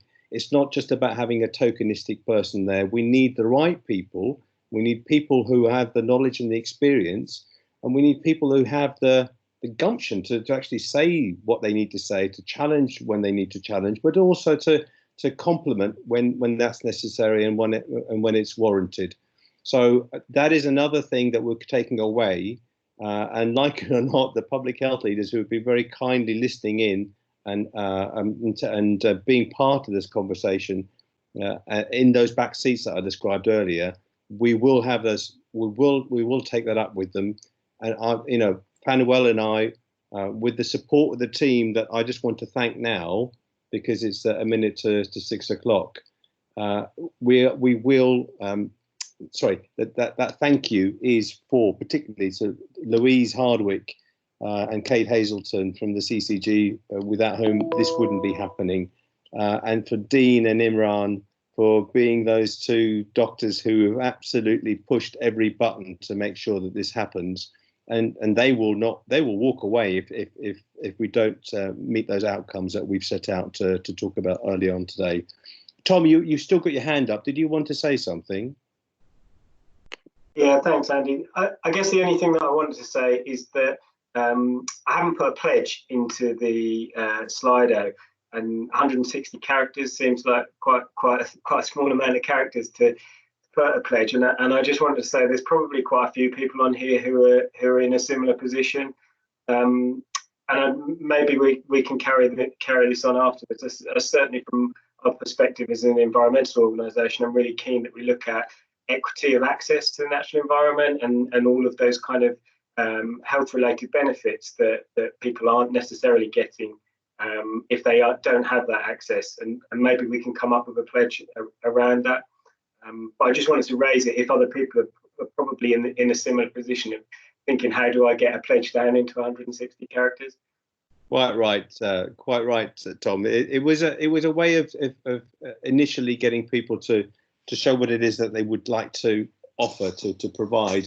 I think now that we've had a poll about those recommendations, which we've used, we're being honest, this is actually happening. Our conversation is happening today because somebody like Imran and Dean decided these were so powerful, so simple, so clear that it was worth having a conversation like this to bring it about because of those recommendations.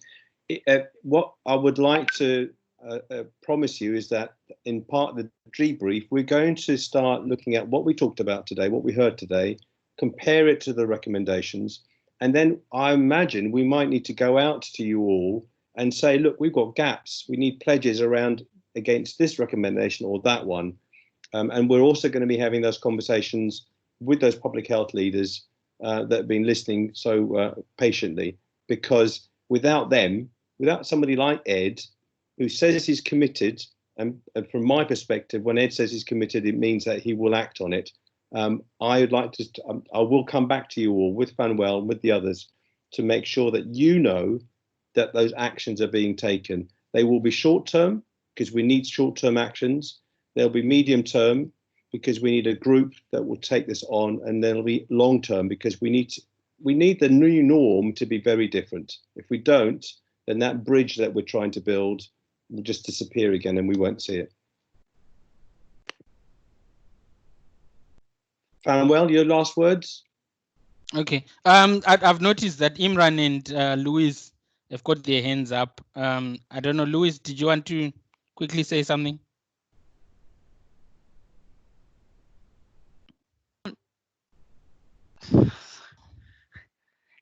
Can you hear me? Sorry. Yes, yes, we can hear you. About 3 screens on my thing. So sorry. I just wanted to say. pledges, and they don't feel confident.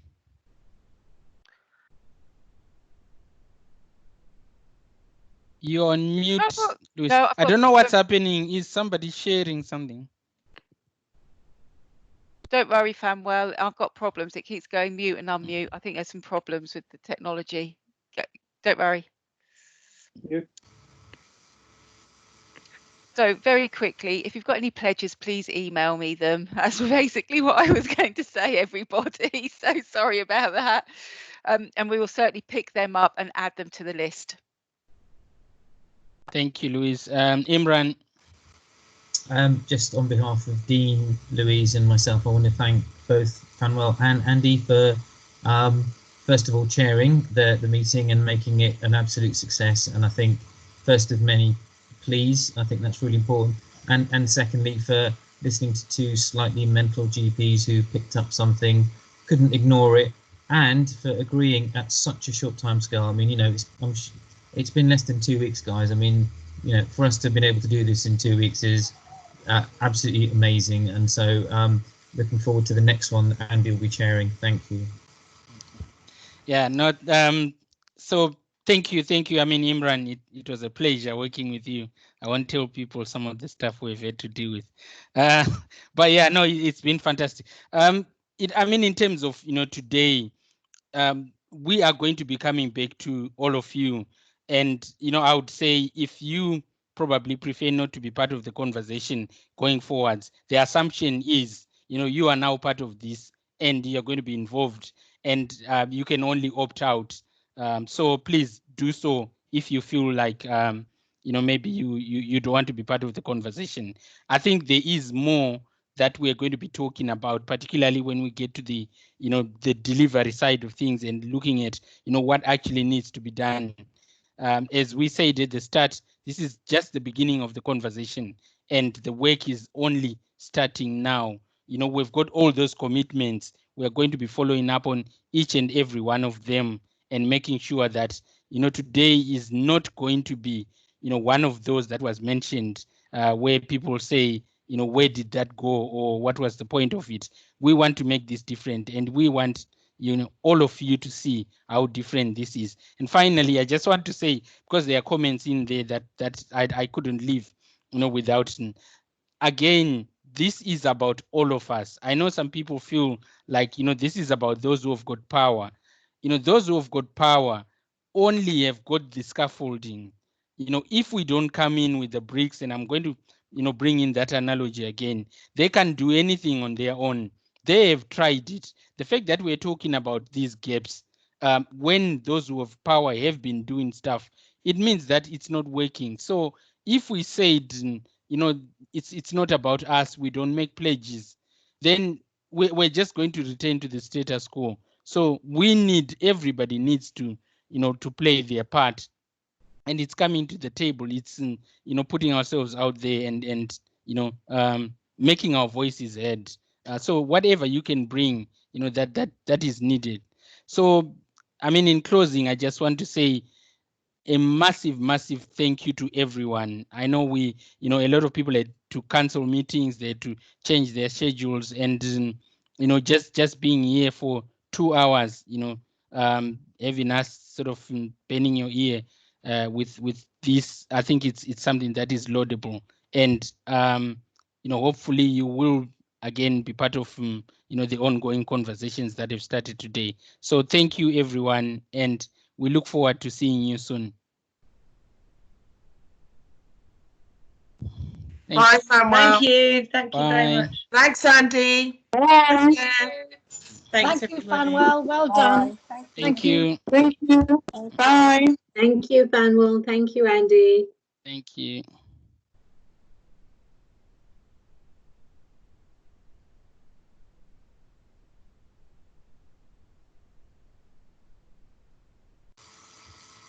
Are we staying on? I think we've got a separate teams, haven't we, for the debrief?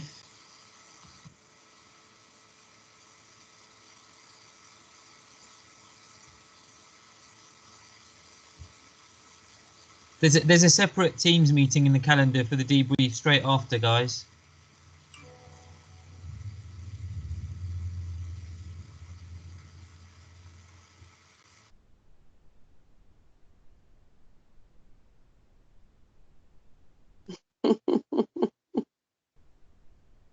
Who's this?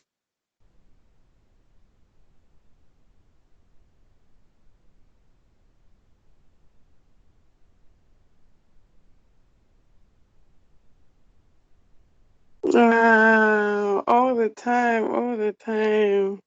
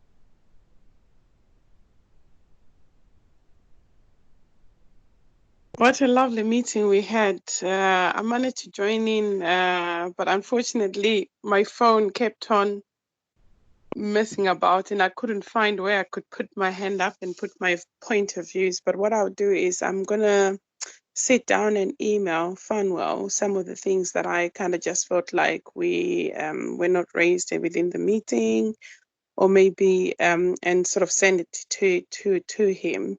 But it's a great start, you know. It's just been amazing.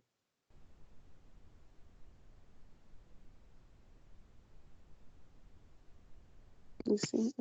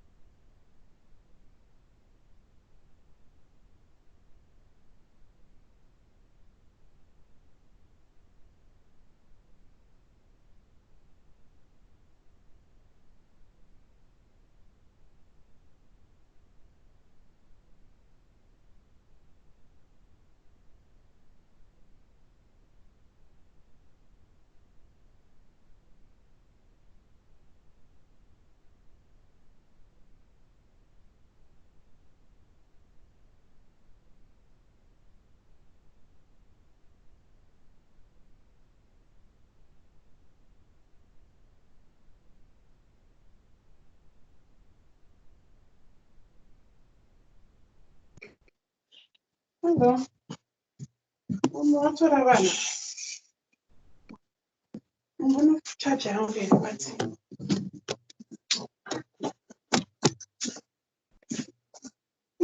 I didn't notice that Malachi and Trent were not there.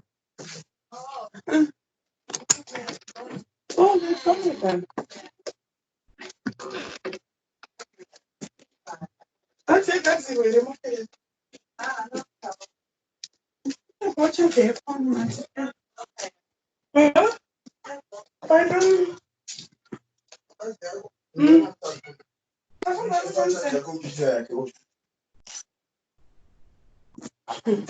He said he's put his own charger. Bring the charger. Do you want me to take notes? Yeah.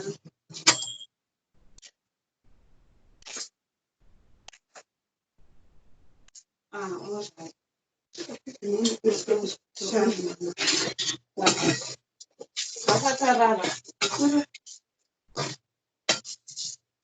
It's Taco out there.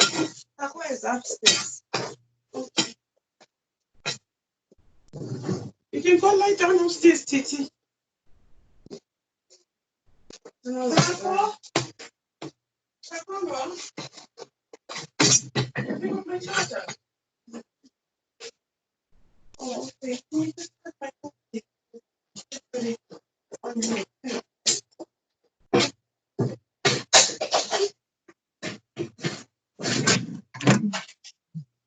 I don't know what all this was coming. Freaking temporary. Have you been in the school today? Yes, Mom. No, just yes is fine. Yeah. There's no need the long yes. Yes.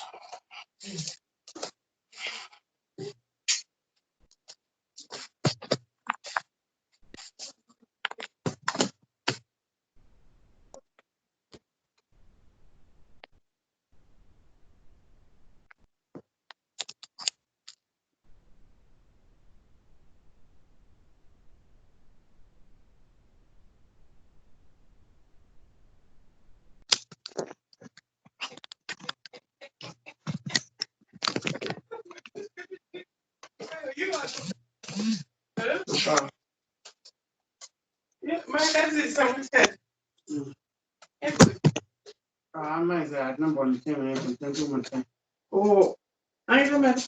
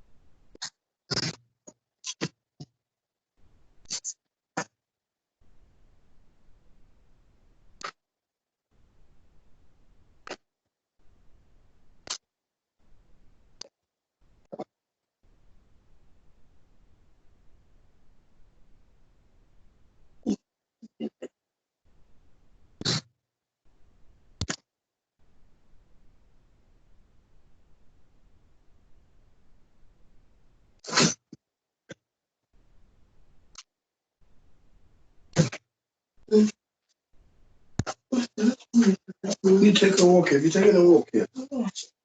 Yes. Where did you walk? We're here. Just with my son. What's happening?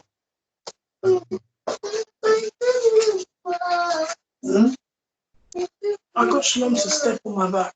Oh, the pain went flat first when it's like lost. Just misplaced. It's not lost. These are just rubbish papers.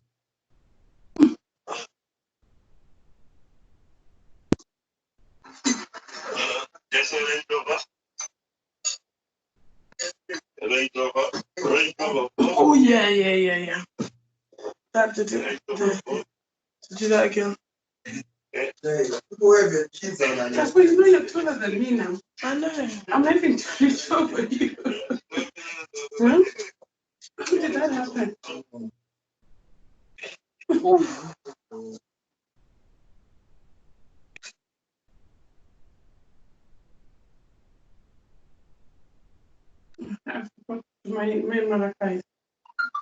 Okay. Stuff across here. Across there.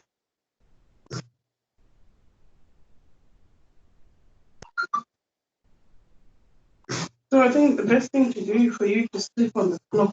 Because you know me, since I've been sleeping on the floor, you know I've not had back pain. One moment, sleep on the floor now. One moment, sleep on the floor.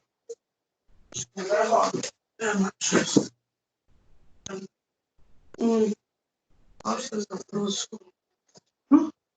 Where did she put it there? What's the minute here? I'm not trying. Good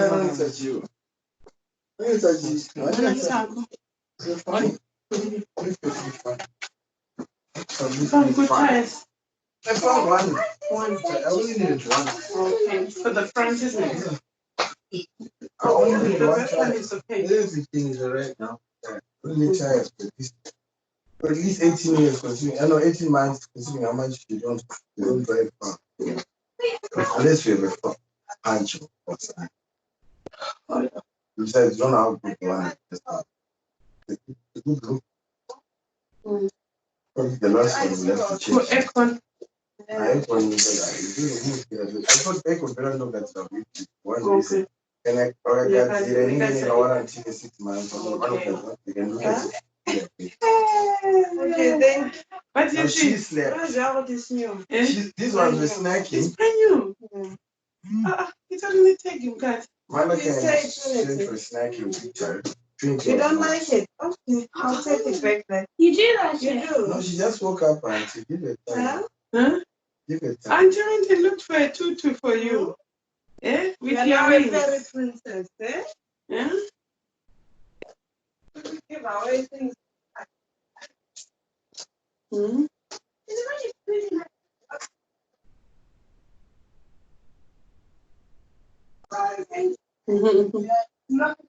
Yeah. That's good. We have to look. I'm going to fit a magazine. Funny moon electrics from which guy? Funny patron. Aircon. Aircon. Paper. Next round, yeah. Switch. Ayo, angari kudhuze nekune recycling center. Muda kwenda nini? Tsotsokera Good Friday. Chabvunza. No Manchester. Ipswich angari kuPortman Road kune recycling center. Then instead of turning left kuenda pa recycling center, unoenda straight paneka industrial ipopo pana blaza ita maekonimo. Paper bus. Unofura mabhazi ungoramba une straight road kunoraswa marara recycling. So when you recycling andinoturn left kuenda recycling, but if you continue straight ne road paneka industrial karimo imo. Pane chimugadzirwa motikari magaraji chine DFU. If it's still there anyway. Change it. Before many years ago.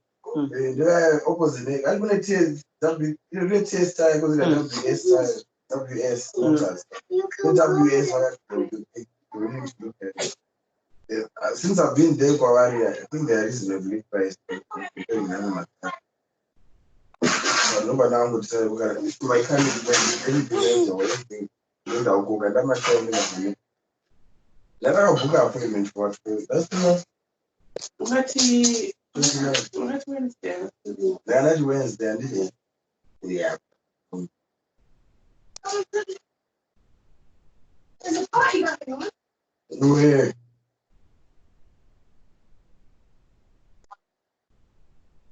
Nice. Wings are in the car. Uncle Peter. How did you say that this girl looks so much like you? This? I know, Uncle Peter. It's just too much. I was looking at that, when we went to do the shopping, I was like, oh my goodness me. This girl. Yeah, but what's wrong with you? Go and sleep if you're tired. Stop responding. You won't get it if you're whining like this. Yeah, okay. You keep on whining.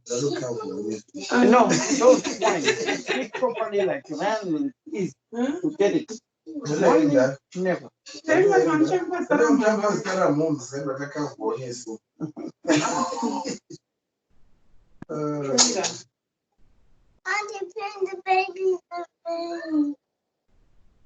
your wings. You left your wings in the car, you know. Go get it. You didn't say please.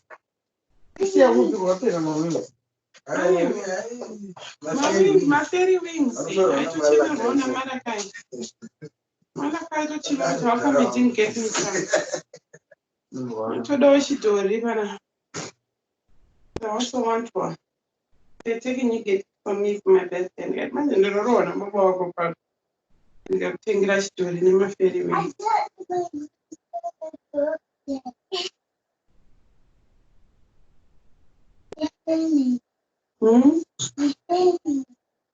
I hear you.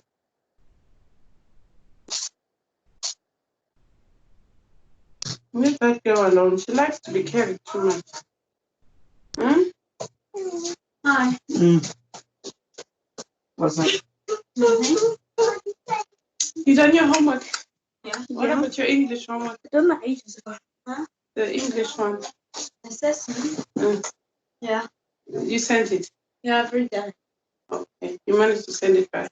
Mm-hmm. Did you check on Zara? Did she do her homework? No, she said that she did. So. You need to try and, just... She used my computer, so I think... When are you going to send your computer? It's closed now, isn't it? Okay, tomorrow. But you said that now you're saying that you're going to do everything tomorrow. You said that you're going to get August.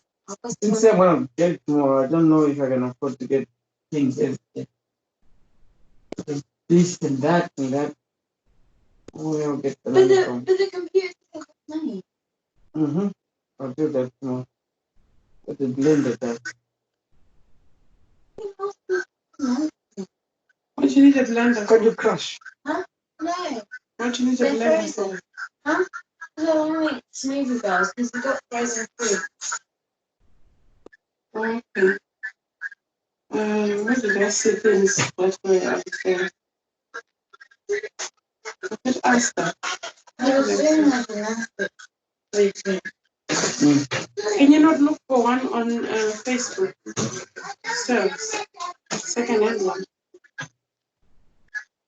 Yeah. Blender. They'll be there. £10. £5 sometimes. New one is £20. Oh, hang on, you're sitting there. Sitting next to your mouth there. Remove. Thank you. You sit on the stool somewhere. Make sure Auntie Pim, your fairy wings. Sister and brother. Shades.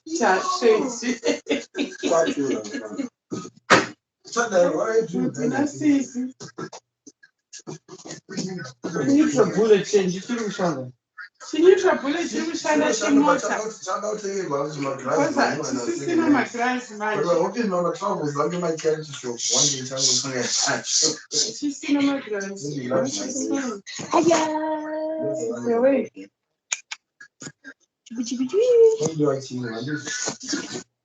sabunga magirazi ndakachitsvaga chigirazi zvinonga ndakazotano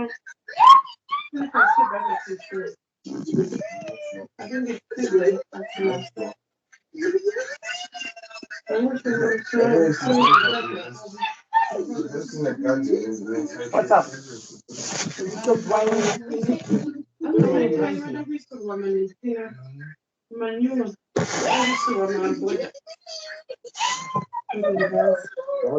Mom,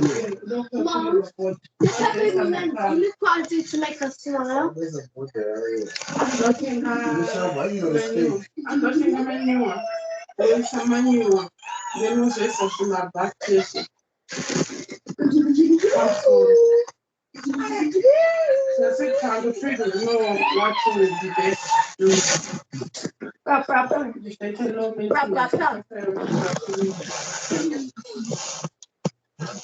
she loves the flowers, you can try to convince her to love. Yeah, you're okay. You're okay. But what can we support them?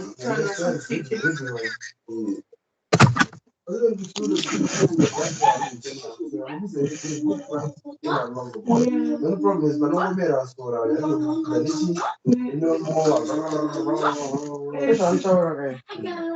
like my flowers are not going to never variations. But there's roses in there. There's roses. They're shooting out. I'm not sure which one benefits that. I don't know. Sounds benefit. Martha has a card from Joseph. How much is the mine? It's your mom, Joseph. She gets your account. It's always the moms that claim. Oh, a week. So great. No, not That's it's for you to buy shit. It's money she already, it's already her money because it's part of the tax. Because she works. The money. And then they say if you got more children, the more children you have, someone should comes back. Well, Mom, Trinity looks like a fairy now because her head's up in the barn. Yeah, what is it? About what? I mean, she wants to ask. I don't know. I don't know. know. I was gonna tell you about Uncle Peter. It's not like I give it Malachi. It's not like it's his. Oh, what's wrong, darling? Very beautiful, very. Why are you crying? What was it? What happened? I'm paying attention. You look beautiful, baby. You're tired still. You want to go back to bed. Trent is sleeping, you know. Don't worry, darling.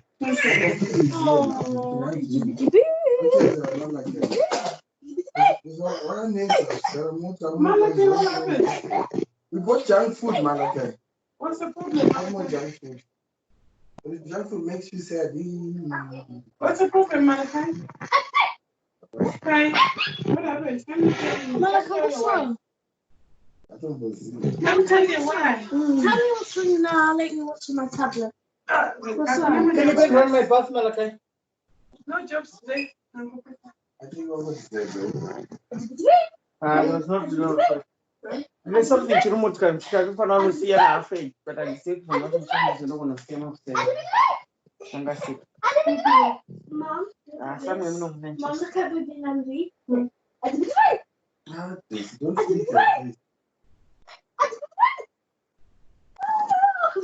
cute. Mom, can I have it? No, you go. She's stubborn. She's rude. What's wrong with you? Your parents are actually around. Because they have to glitter outside, so you have to put them outside. Yeah. The butterflies wings.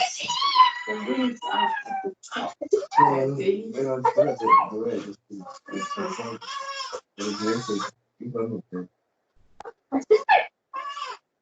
Oh.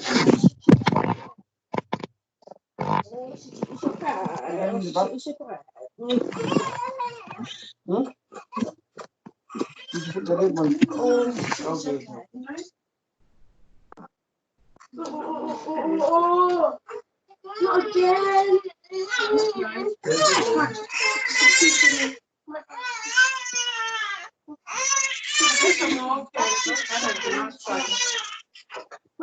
Last night I've been outside. Did you wash your hands? Yeah. Yes, I did. I know how to do the crack. Oh, Mom, no, I washed my hands. She told me again. It's all right. It's good now. It just comes from the training. No, I was helping Auntie Perman. Careful, guys. Each other's space. So you like it when people are standing up, but when you're sitting down, you don't like it. Yeah, but the thing is, if she gets used to that now, when you guys all go, Auntie Prim is left here, baby. Who's gonna be walking around the house? You look very pretty, Titi. Are you tired? Are you tired? Are Are you tired? You're sleeping all the time. Are you tired? Are you hungry? Oh, she's hungry. This one is hungry. The other one is hungry. Where's Trent? Trent is sleeping. You miss him that much? No, just asking because they're quiet. Jeez. There's nothing at the bottom today, my Malachi. Oh, okay.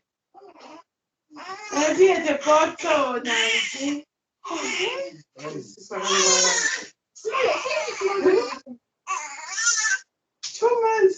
What? 2 months. Ew, Nancy. Wakangwari saiwe. Wakangwari sa Nancy. 2 months. 2 months. Nancy, wakangwari saiwe. Nancy, wakangwari saiwe. Nancy, wakangwari saiwe. Iwe wakangwari saiwe. Wakangwari saiwe. Wakangwari saiwe. You want some chocolate? I said I'm bring some chocolate. It is not granted. No, but you can't see that when you already said that.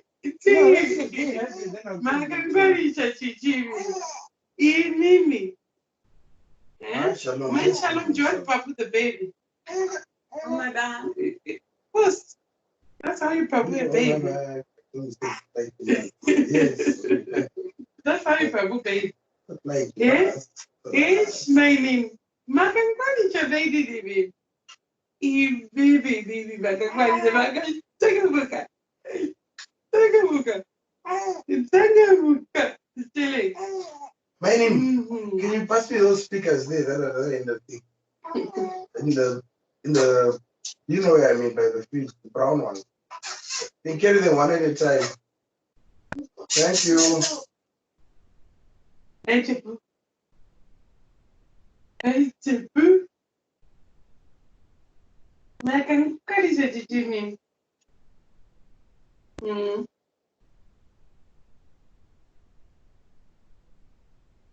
Hey. Your baby, isn't it? Finish the meeting. Never no, rather if hospital child. Don't tell them about that. I know about you're making moves. Heated discussion. Heated discussion. That you can't make decisions for us without us. Without us. We have to be sitting at that table. You know why I talk to you? I know. That's the problem. The government, I guess now we are prepared for COVID-19. That shows Hospitals, they have to shine for budget. Between my PPE. So it was depending on what. I don't know, I know my hospitals, but anyone if there's no experience here, my priorities are. And more just sure, but yes, there was a bit of a disproportionate here, and I never just send a move.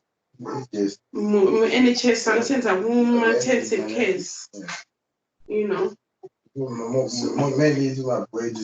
And they are working towards that. Let me have a shower. Yeah.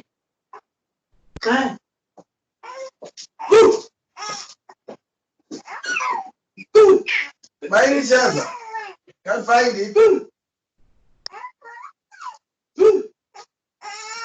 You are the man. Now bring the other one.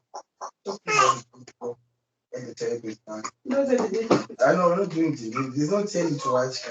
What? Because you have no remote. You don't watch Netflix on the tablet, isn't it? If you're gonna watch Netflix.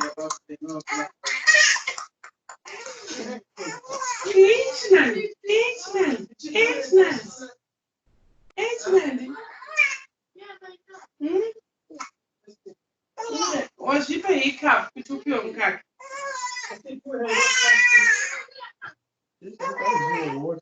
Hey, just treat it like this when she was 2 months. She was saying. That's Tracy. That's Tracy. That's Tracy. That is Tracy.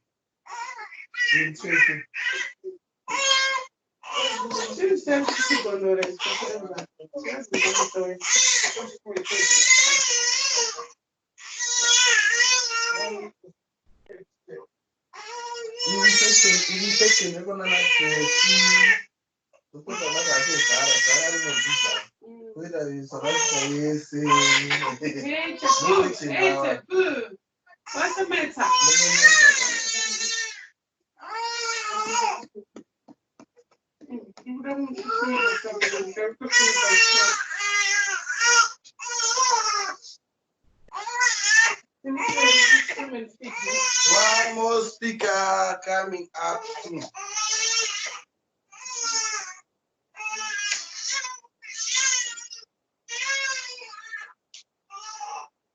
You guys with the remote. Didn't even look under the sofas. Oh.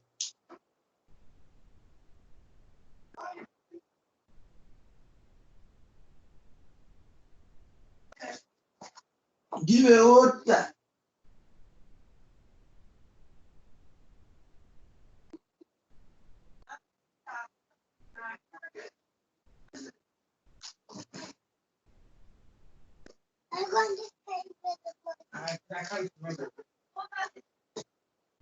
Chanza, speaker. Show me. Please. You'll be surprised. Since I've been looking for him for it. Why?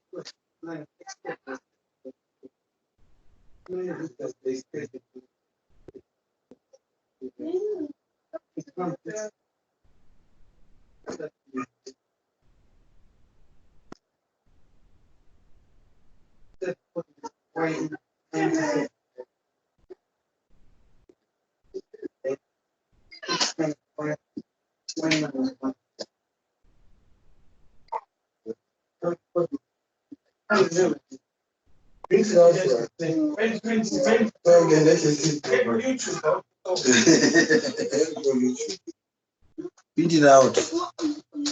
Let me get a closer look at. Ah, my God. Where's the other speaker, man? There's two of them. I need two. Let me get the other one. Please. Say please. Say please. When it was what? Okay. You didn't. My guys are to write it. You can't look. Well, come here, I'll show you how it's done. Just see what plug in. Look, broke the plug. These kids. Just can you go get the speaker like this near the fridge, please? Around the back. Come on. Now, if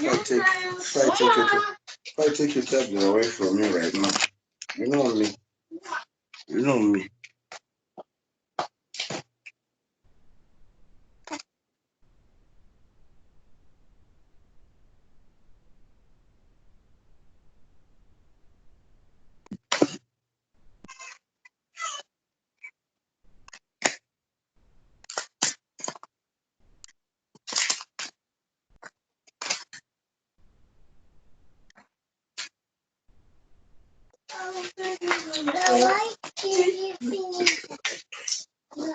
I don't think you want to go to the deep end.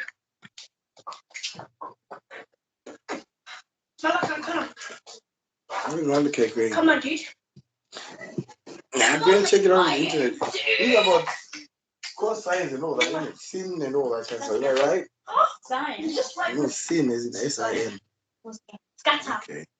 It's plotting points on a graph based on the equation. I'm watching you. I'm watching you.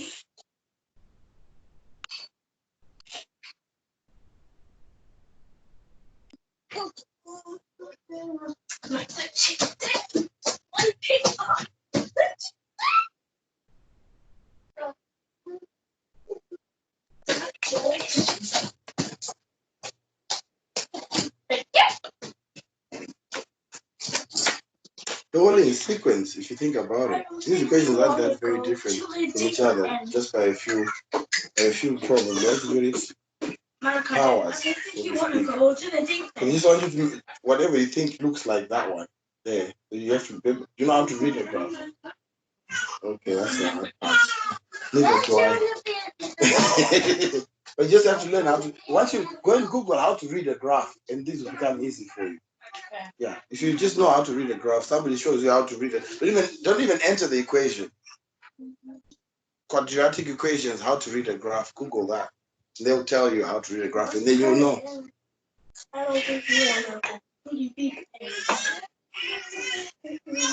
Of course, no one knows. Shalom. Some of us were last in school 20 years ago. 20 years, Shalom, was the last time we sat in school.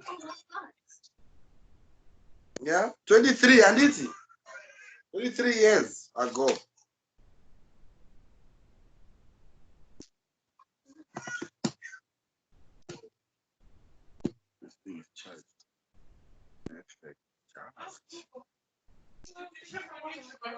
Yeah, check on YouTube. Do a quadratic equation lesson. Don't type in those values. Major umurikwero. Major umurikwero.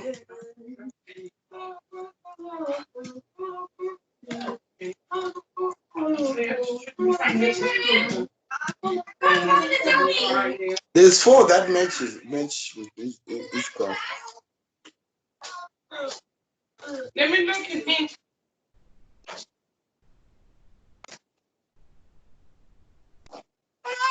My quadratic equations are under C.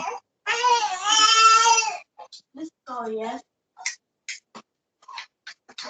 Nancy, are you talking to us about what you're watching, Tracy? Tracy, are you talking about what you're watching? Are you talking about what you're watching? What are you watching? No, so don't talk to me about Southern related stuff.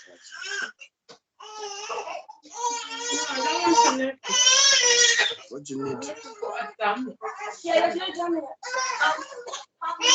looking, you find one. Huh? These ones.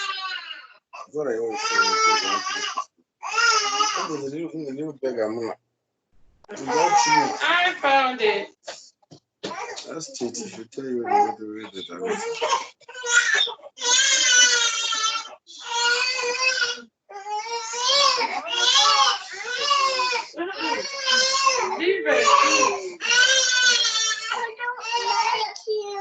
Take your time. Come to your dad.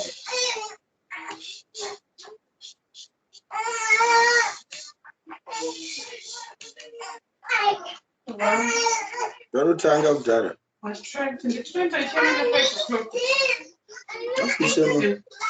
She's crying. You want to sit on it? You can't stand up on it. Why? You can't fly, finish. If you fly, you could break something. You can wait them when you get on the trampoline. Tracy, please. Tracy, please. You see, you're not in this room, Aditi. You're on your tablet. You're making sounds like that, which just don't sound right. Stop it. Yeah. I told you to sound. It's the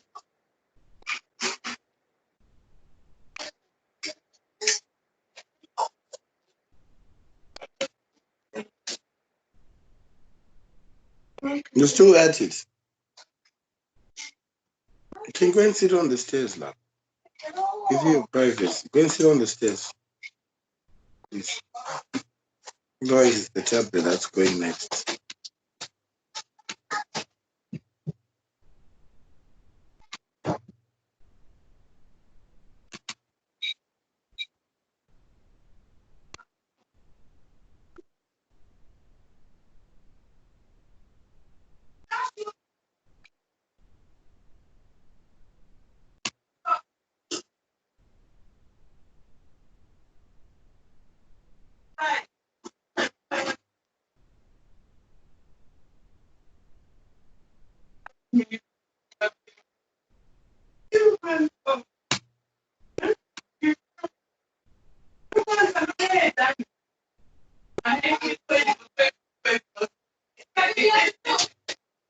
can you be shortened? Why?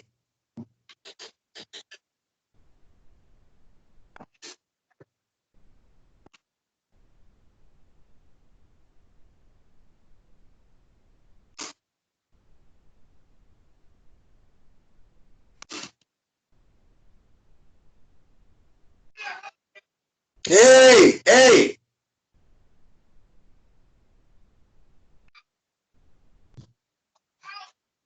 Takondwa.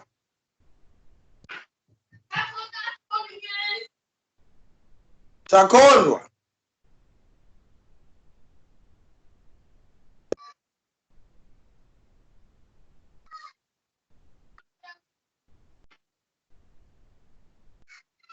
What do you want to use scissors for?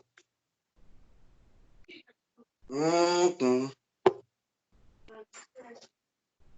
I have to ask. I don't trust. I don't like trust scissors. Okay.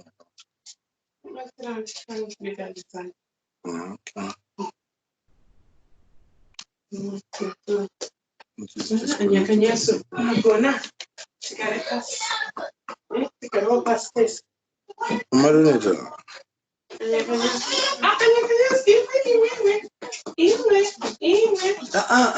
I don't like this too much activity business. No repeat of last night. 9 o'clock, everybody's in bed. 9 o'clock, everybody's in bed. You guys are busy fighting, absolutely. I don't like it. You see? Why is he telling her to get out? What is he doing in there that he wants her to get out? Being lazy. He's sleeping all day and day. That's why his back is so.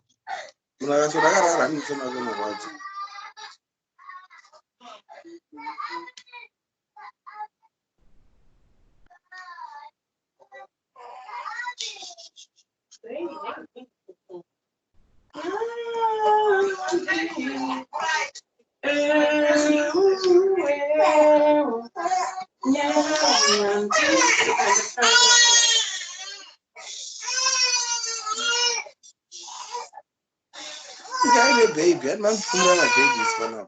Stand up and do the process. Why would I even consider? I'm like, no, what? Some guy named baby.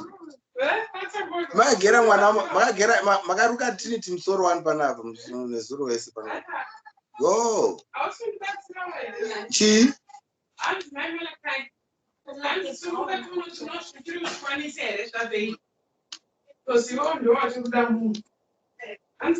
Me.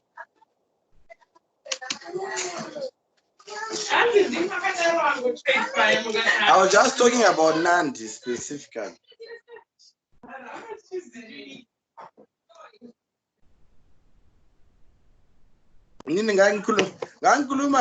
About Nandi only. No other baby will make me brood. Just Nandi. Yeah, can you want to hold you want to hold your family there? Then I like hold there. No so money Nandi. Next time you see Nandi, you go see jump back to say so. What have you been watching?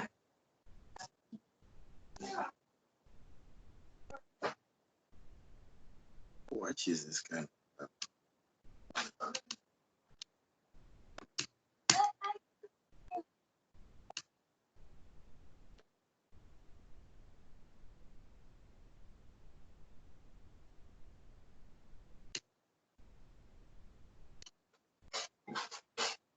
Can't believe my kids watch these idiots and find it interesting.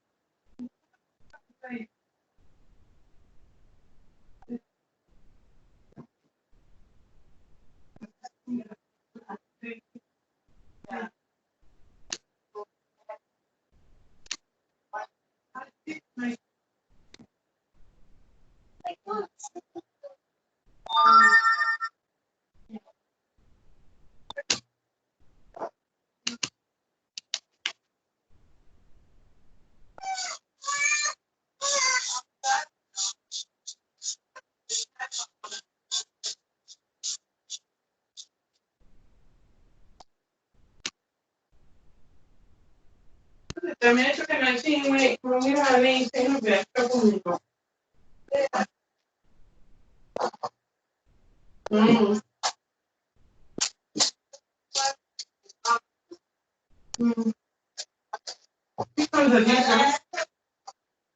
Oye, maybe see if you have. Ah, chamar, então tu pode ir.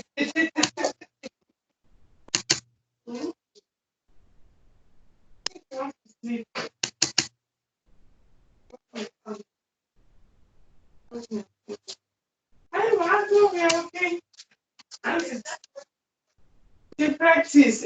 Practice, Apana, maybe you're too old for this stuff. September, maybe tomorrow, next month, next June, May. And you're paying again. Yeah?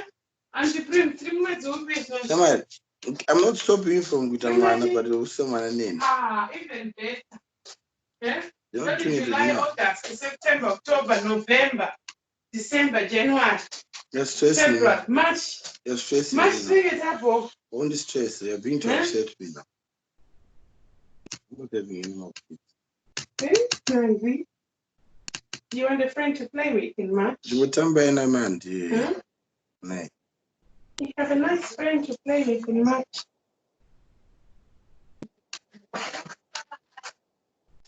Huh? Oh, I think that's the thing. It's just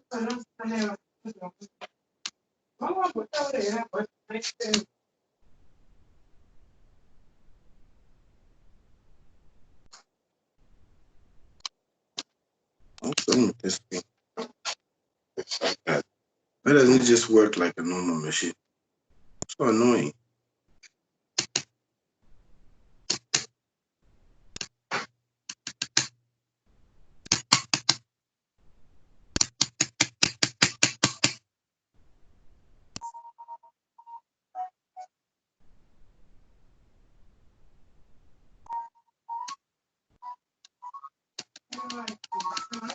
I bought you ice cream. I bought you ice cream. I bought you ice cream earlier on.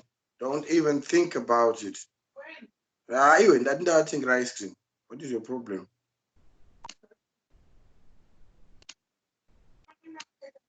It's not bad. Why would you be like that? Why would you be like that? Why would you actually be like that?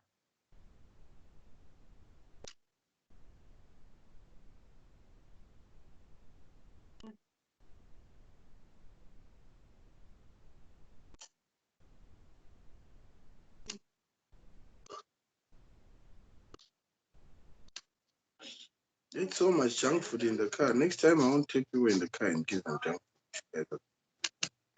No man. No, see that team come charge. Hey, Kai, what's the problem? Okay, Kevin. Motor, please. You just feel like I am relaxed. This doesn't want to get you what? But you haven't had dinner yet. Why would you want chocolate? Chocolate. My child, please, let's play now, please. And if it's such coffee, I think I'm hot wings on you. I think ice cream. I think I'm donuts. So please. And if it. And if it.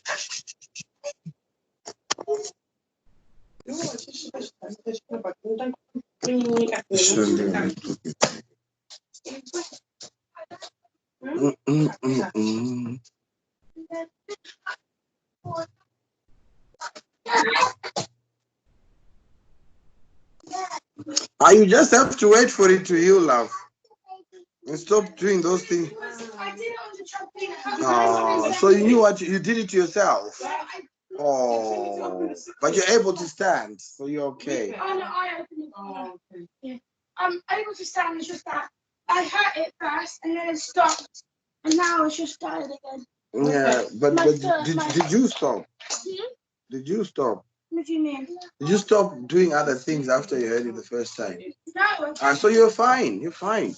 You went and heard it the second time deliberately. You're fine. You shouldn't have done that if it was really serious or something worth talking about. You're fine. She's fine. What they do in the ballerina. If you're a real princess, you will. Daddy says I'm a princess and I don't have to. Wow. That's nice. That's good. I tried taking a picture out of chat now.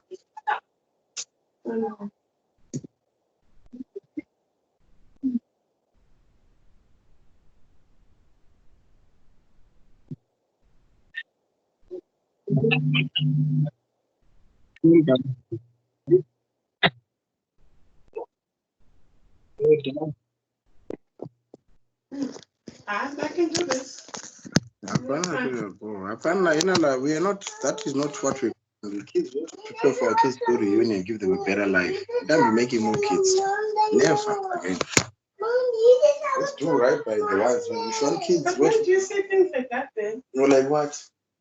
Next year, another one. No, I never said that. You always hear it in yourself. I'm feeling good when Nandi. Don't you think it's a polite thing and very flattering thing to say to anybody who is just had a baby? Just to sympathize as an ex-parent, you know. Doesn't mean put Mangwana we can't. I'm not up for that. Please. Whatever you do, don't even come to me. I got 4. Well, you find out. You try it and you'll find out. You find out. You find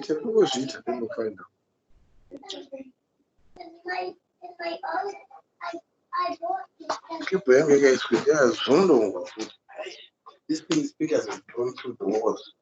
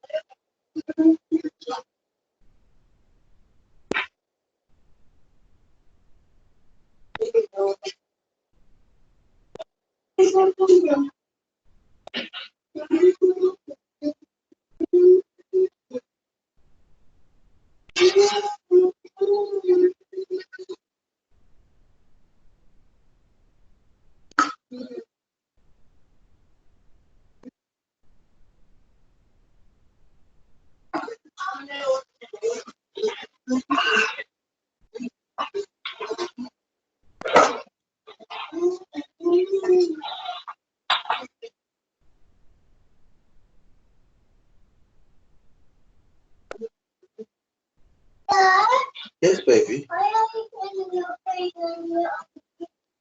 On my phone. I'm just putting it on top of that because that's what's there. Trying to be a bit tight.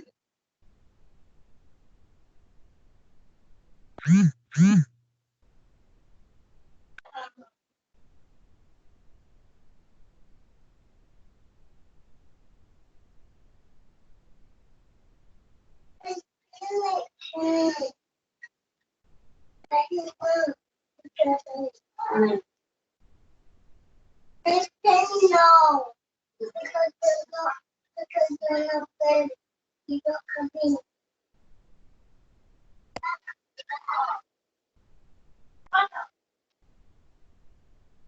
beautiful, Lisa. You're such beautiful. I know. Me too. You want to make makeup? You want makeup?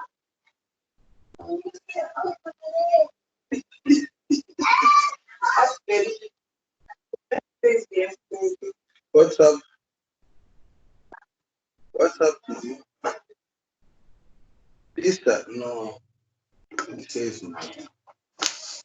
Just don't play with ideas that you know. What is Easter now? Trust, you know. But mommy, King can fly on his power.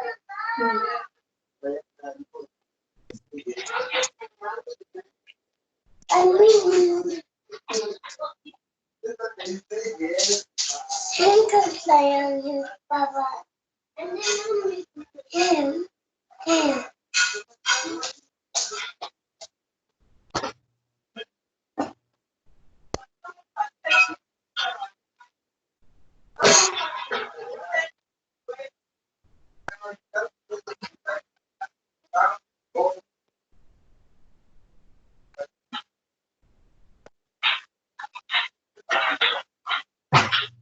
Mama, why are you holding that? Why are you holding the baby like that?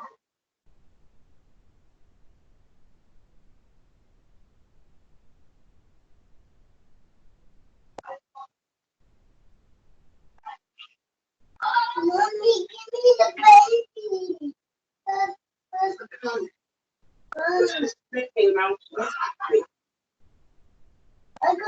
That's not how you hold the baby except on me.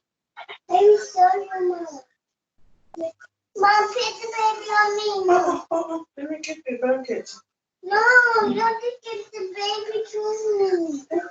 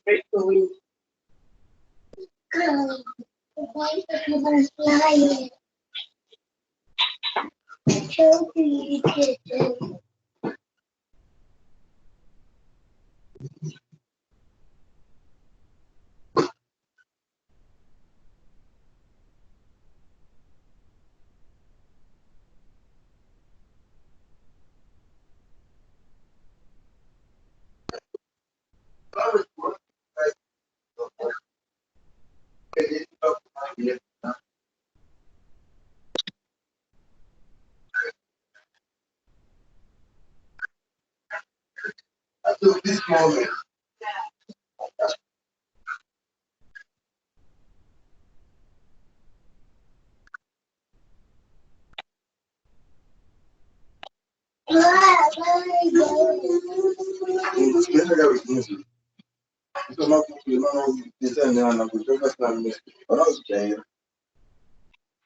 Beautiful princess! Mwah!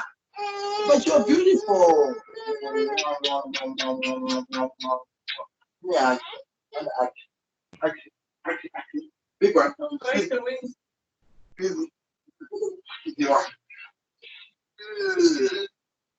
I'm hugging a fairy princess. There she is. How beautiful is she? They're very beautiful. They're beautiful girl.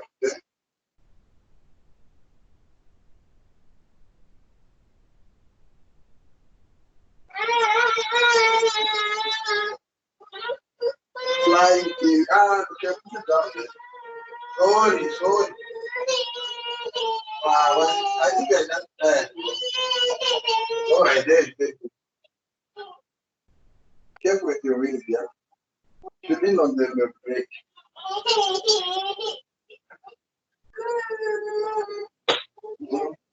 Oh no. 1 hour more, man. Trying to go to bed, because Trent's in bed, you know. I'm not sure. Can you give me a glass of milk?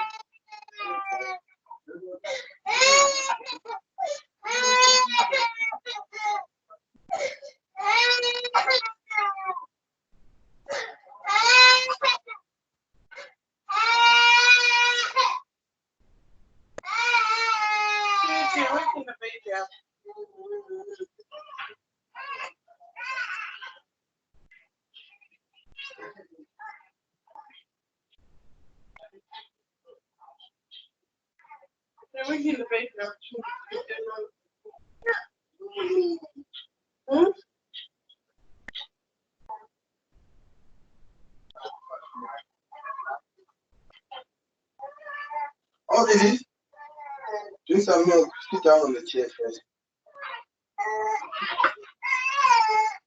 Okay. Nothing? Okay. No, I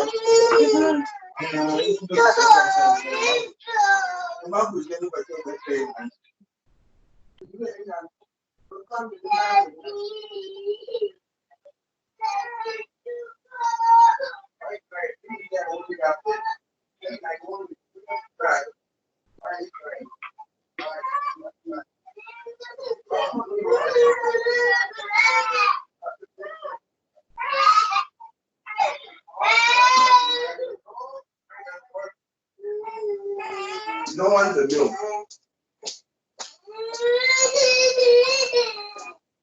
Did you stop crying? I won't be happy. Hi. Hey. Hey, you do it.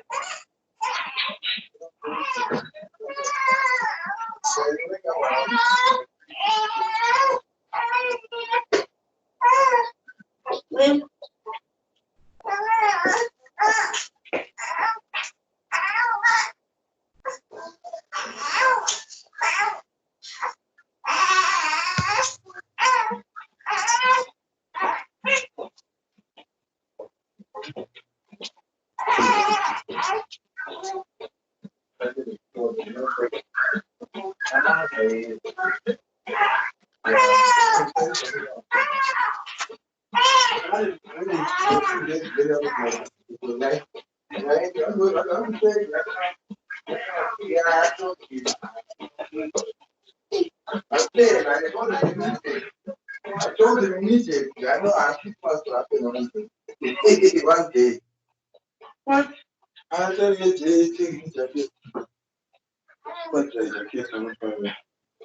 I thought for you to go Manchester, for Christmas, at least. Class. Trainer. Check. Bang. When I'm going, yeah. One. Nothing to me. Yeah. You do that, yeah? Just before Christmas. I can put money aside. Even I get a 20 pounds for this week. I'm not going to do it for this week. I tried doing it now. No. If you're working for longer than 500 pounds to spend on this kid. But now, no tell something. But winches are not a price never share anything. I share anything. You have JT Sports. Long as you get 25 pounds from JT Sports, you give to your own. No, that's not who asked the demo table face? This guy, isn't it? This guy's taking.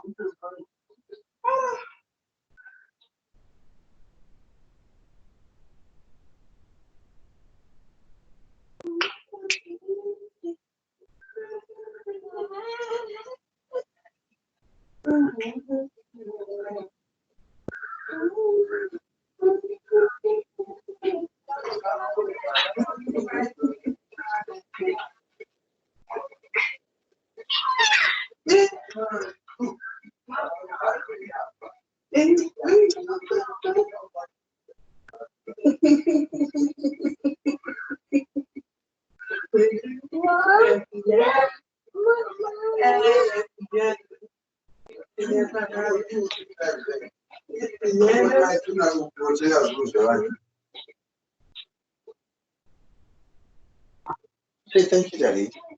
It's not about licking.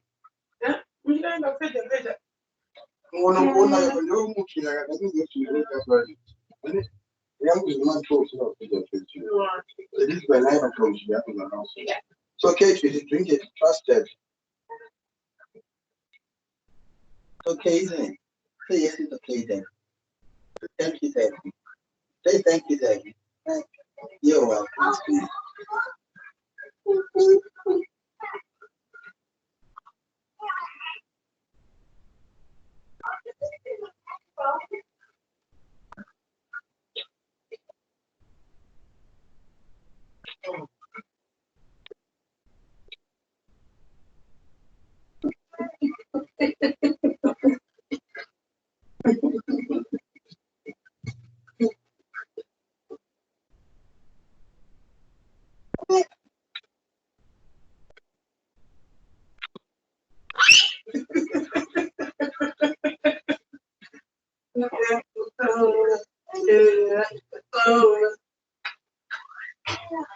Yeah.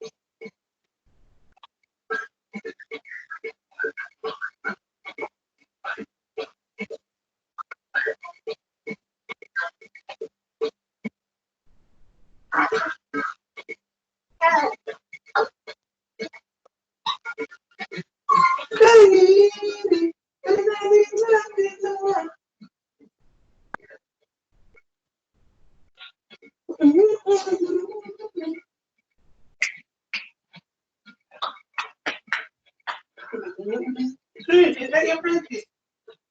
Sweetie, is that your princess on the floor?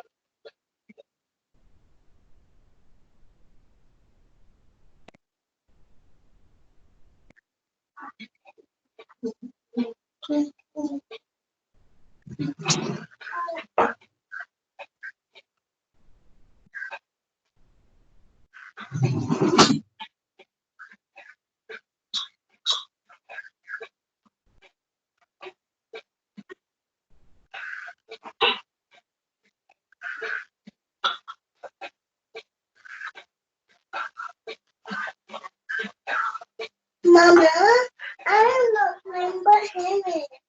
This is Baba. I need small Baba.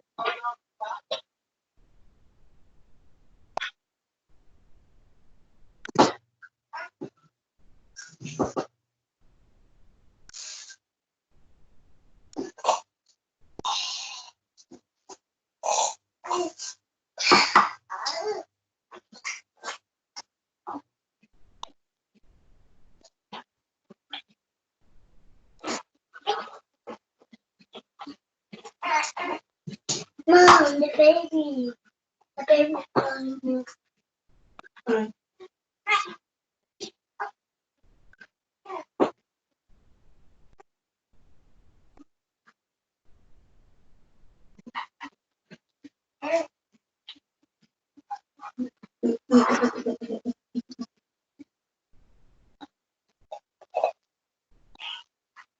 I told you to do that.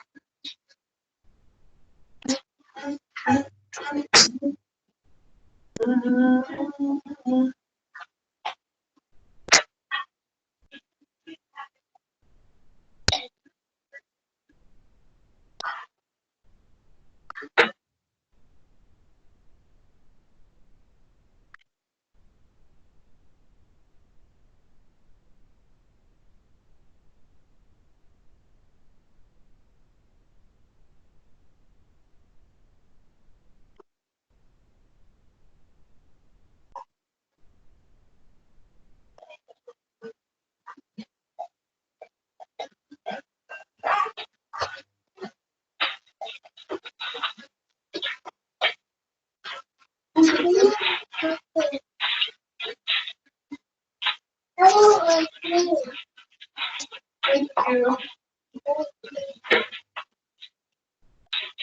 I think that's what I thought. I think what you want to do. Huh? Hello, girls, boys.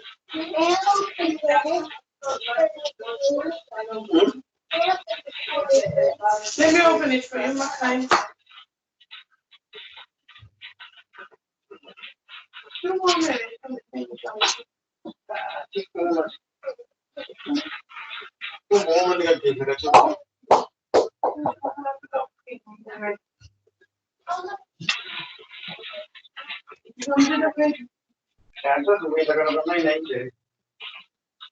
It's so big. This is the chocolate and it's got chocolate in it. And this one's open for you. I'm going to open it for you.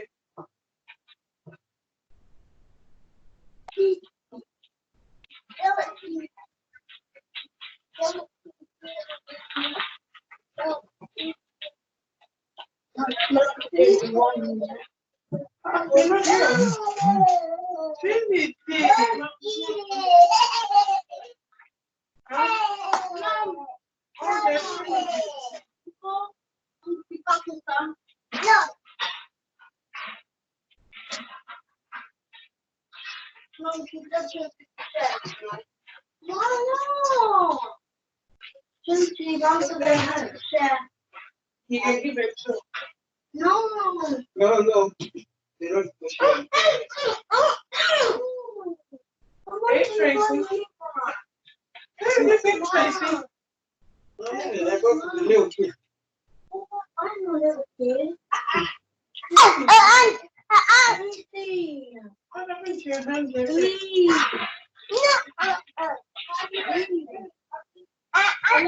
I'll put on what you want. I'll put on and take the bag. Oh, wait a minute.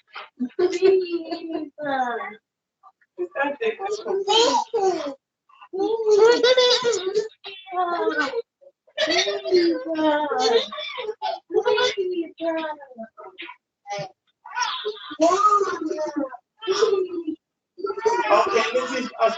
You can make it. Can I have one? Can I have one?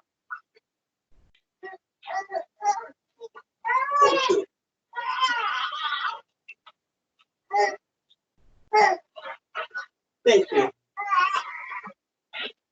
Thank you.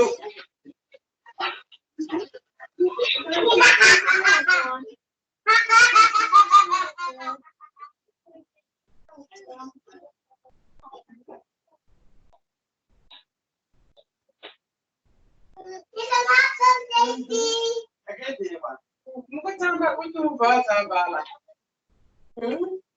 Like the first girl. I go.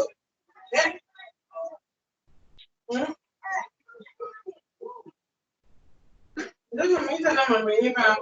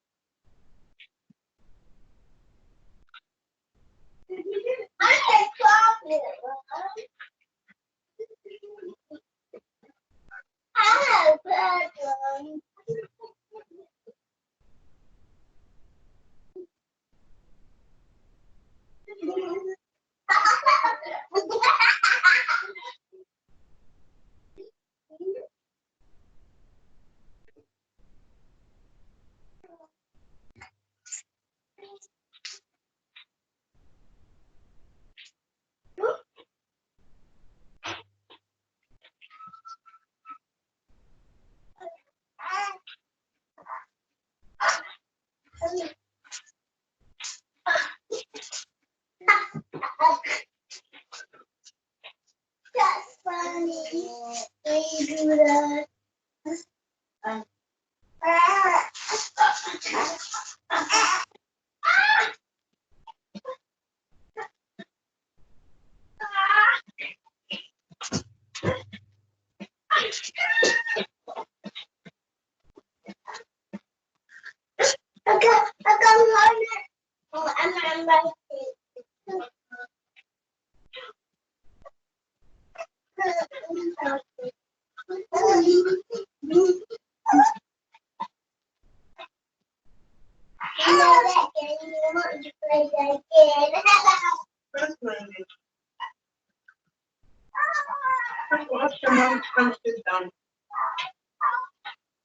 You can't sleep it. So you can't have this. That's 10. Can you put this for me in the basement? That's 10. Yeah. One packet. No, don't squeeze them like that. In the basement. Every time I open them up, yeah, everything is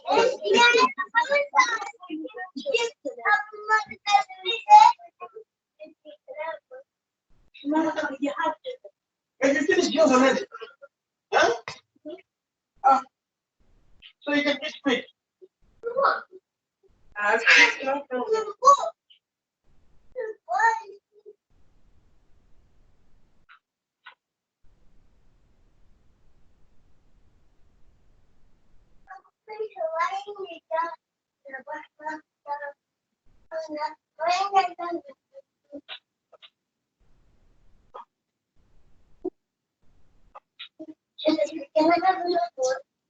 That's enough now. Finish my meeting. Are you busy, my last one? Tomorrow, not busy, but open.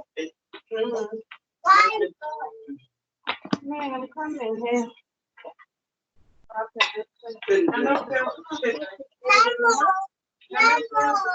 Can you bring back my key? Can you bring back my key? Casi los amigos que la ya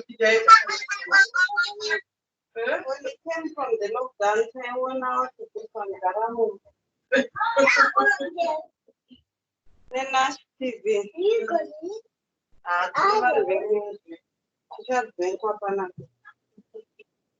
Maybe you should get a rack after you to bed. Jam on the next time I do when I went to the next in the white house. What who understands your question? What is this? What you do with me? I know you. What's it got to do with me being reported to the council for my visitor?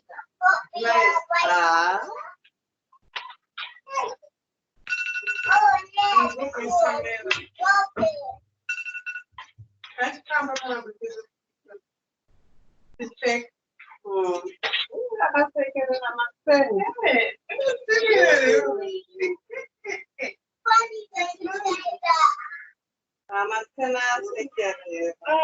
good. She's such a happy baby.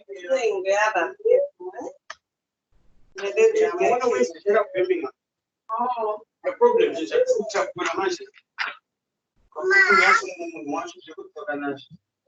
you can only get them on testimony. So we can come back and then go back again and chat on what's going on.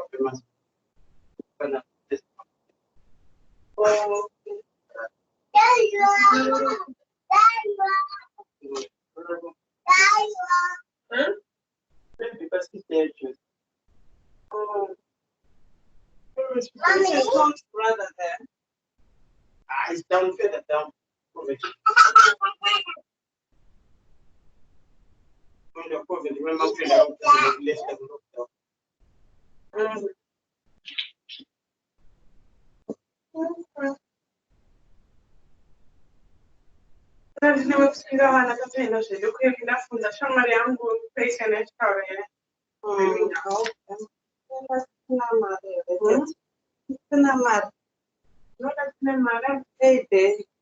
did you ready to go?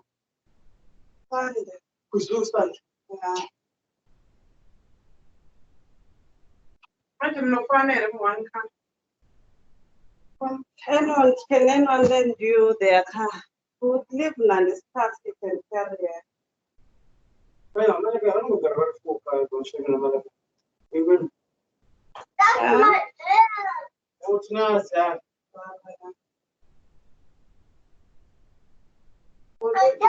no one is the 7-seater that you want. Captains. I know they must be true. Yeah, captains. In your group that they can lend you. People, but they are getting very on. But the ones you know, if they don't have, the ones you just go, isn't it? As long as we have a bike, it's not much great assistance. What titles we can have more? But would they allow you?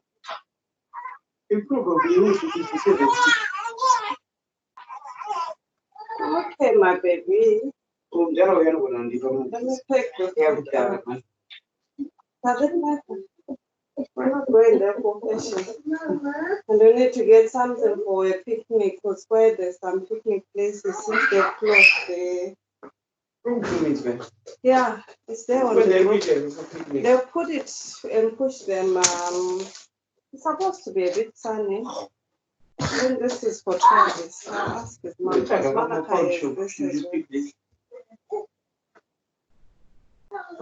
This is also good.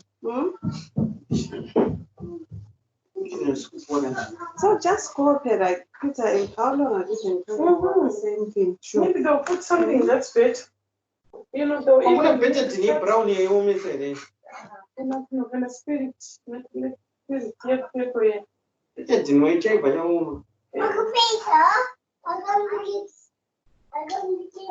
Never again. Try to take this way.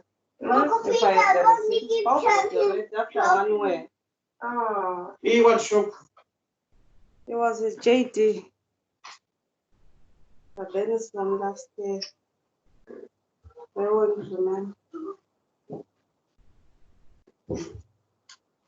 Let me take out the lasagna. It's just the garlic. So lasagna in KFC.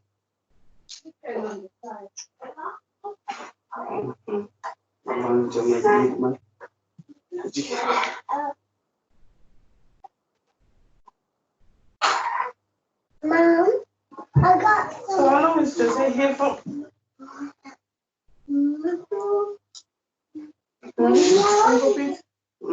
And how long is Jose here for? I'm in the test. Oh, I'm in the Thursday. So, they have to take a guitar and then this sort of guitar. Oh no, that's tense. Yes, yours. I'm going to see him share it to show. You can go and get it tomorrow morning. We won't go in. Oh, yeah. Okay. What's going to manage the guitar? I know. I'm going to talk more. Yeah? Very well, just a normal size person's guitar. But when I'm trying to show them. Carry it out. Tamatoudza tete vaiuya nehembe totomisira ka. Because it's not carrying so is he only carrying that small bag? I don't know. I'm sure people are still traveling. They expect someone to go all the way to Africa with a small thing.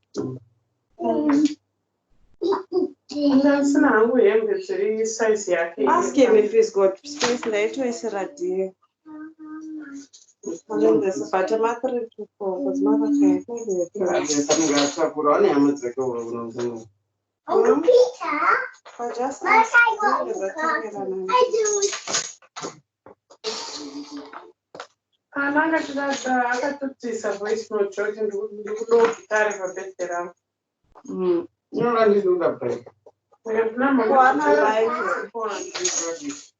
Ask that guy, but you need a van. Isn't it the warehouse? My bicycle. So warehouse when all those bicycles that are in there. We can get one. I seen one. I need space more band to me. I but you only got charging. But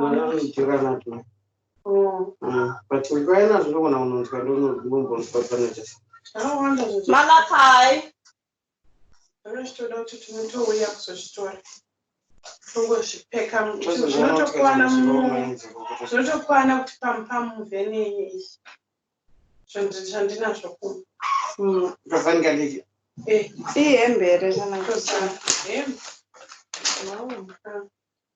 family.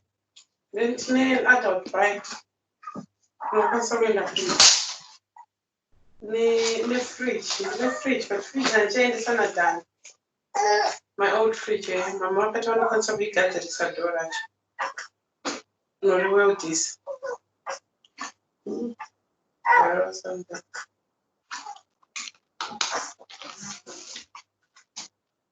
Sorry, I'm not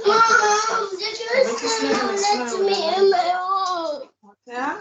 The guys don't let me in my own. Okay, we're gonna eat now. Let's do the 12. Finance, Malachi. Okay. So 11.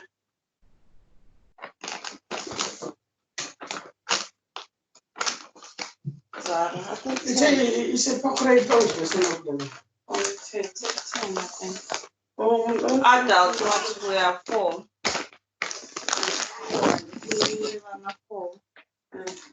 This is what you want to know. Thank you. Yep. I'll just push Malachi. We put 18 cheese pieces. Yeah. One inch. Yeah.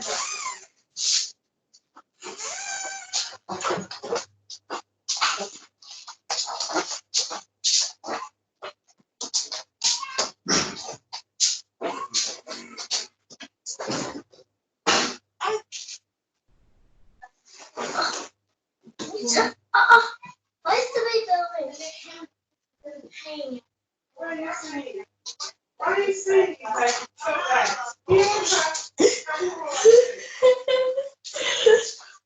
Oh, God, you like this stuff.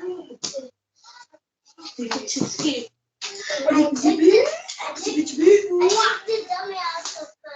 Why? Because he's not playing.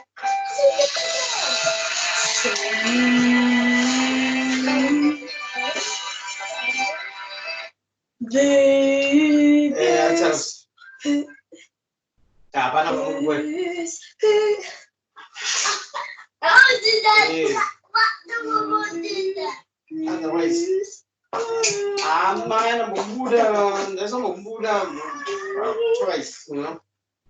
I don't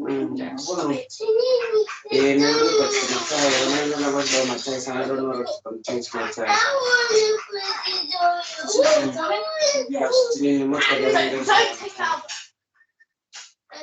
Benz.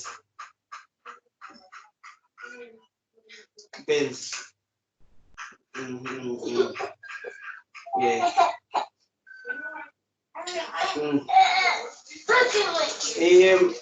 Talking about wait through like. Say sorry. Say sorry.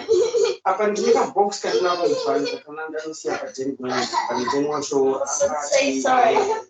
Say sorry and then I'll let you. I shall never let you pass. Why wasn't you in the meantime, when you can drink, on your website is shipping.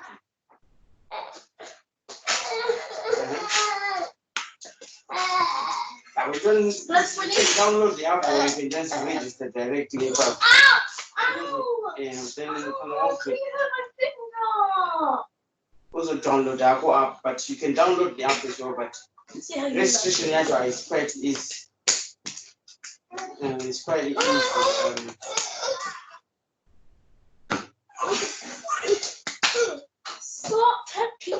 Yeah, because simply, you know, when there's no obligation when you're registered, but it's for you to see how it is like. Yeah, and no, what you can do is just give your name, your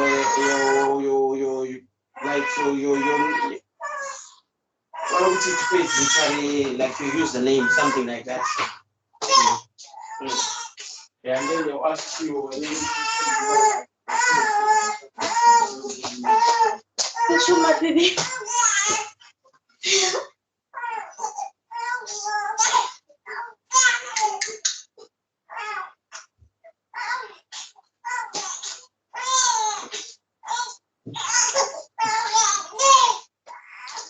Go away, Malachi. I don't want to see your face. Go away! No, Malachi, stop!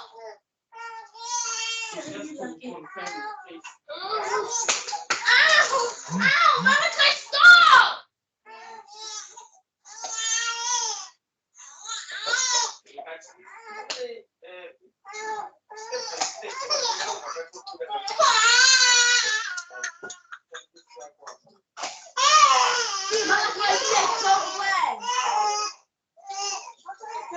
Malachi, keep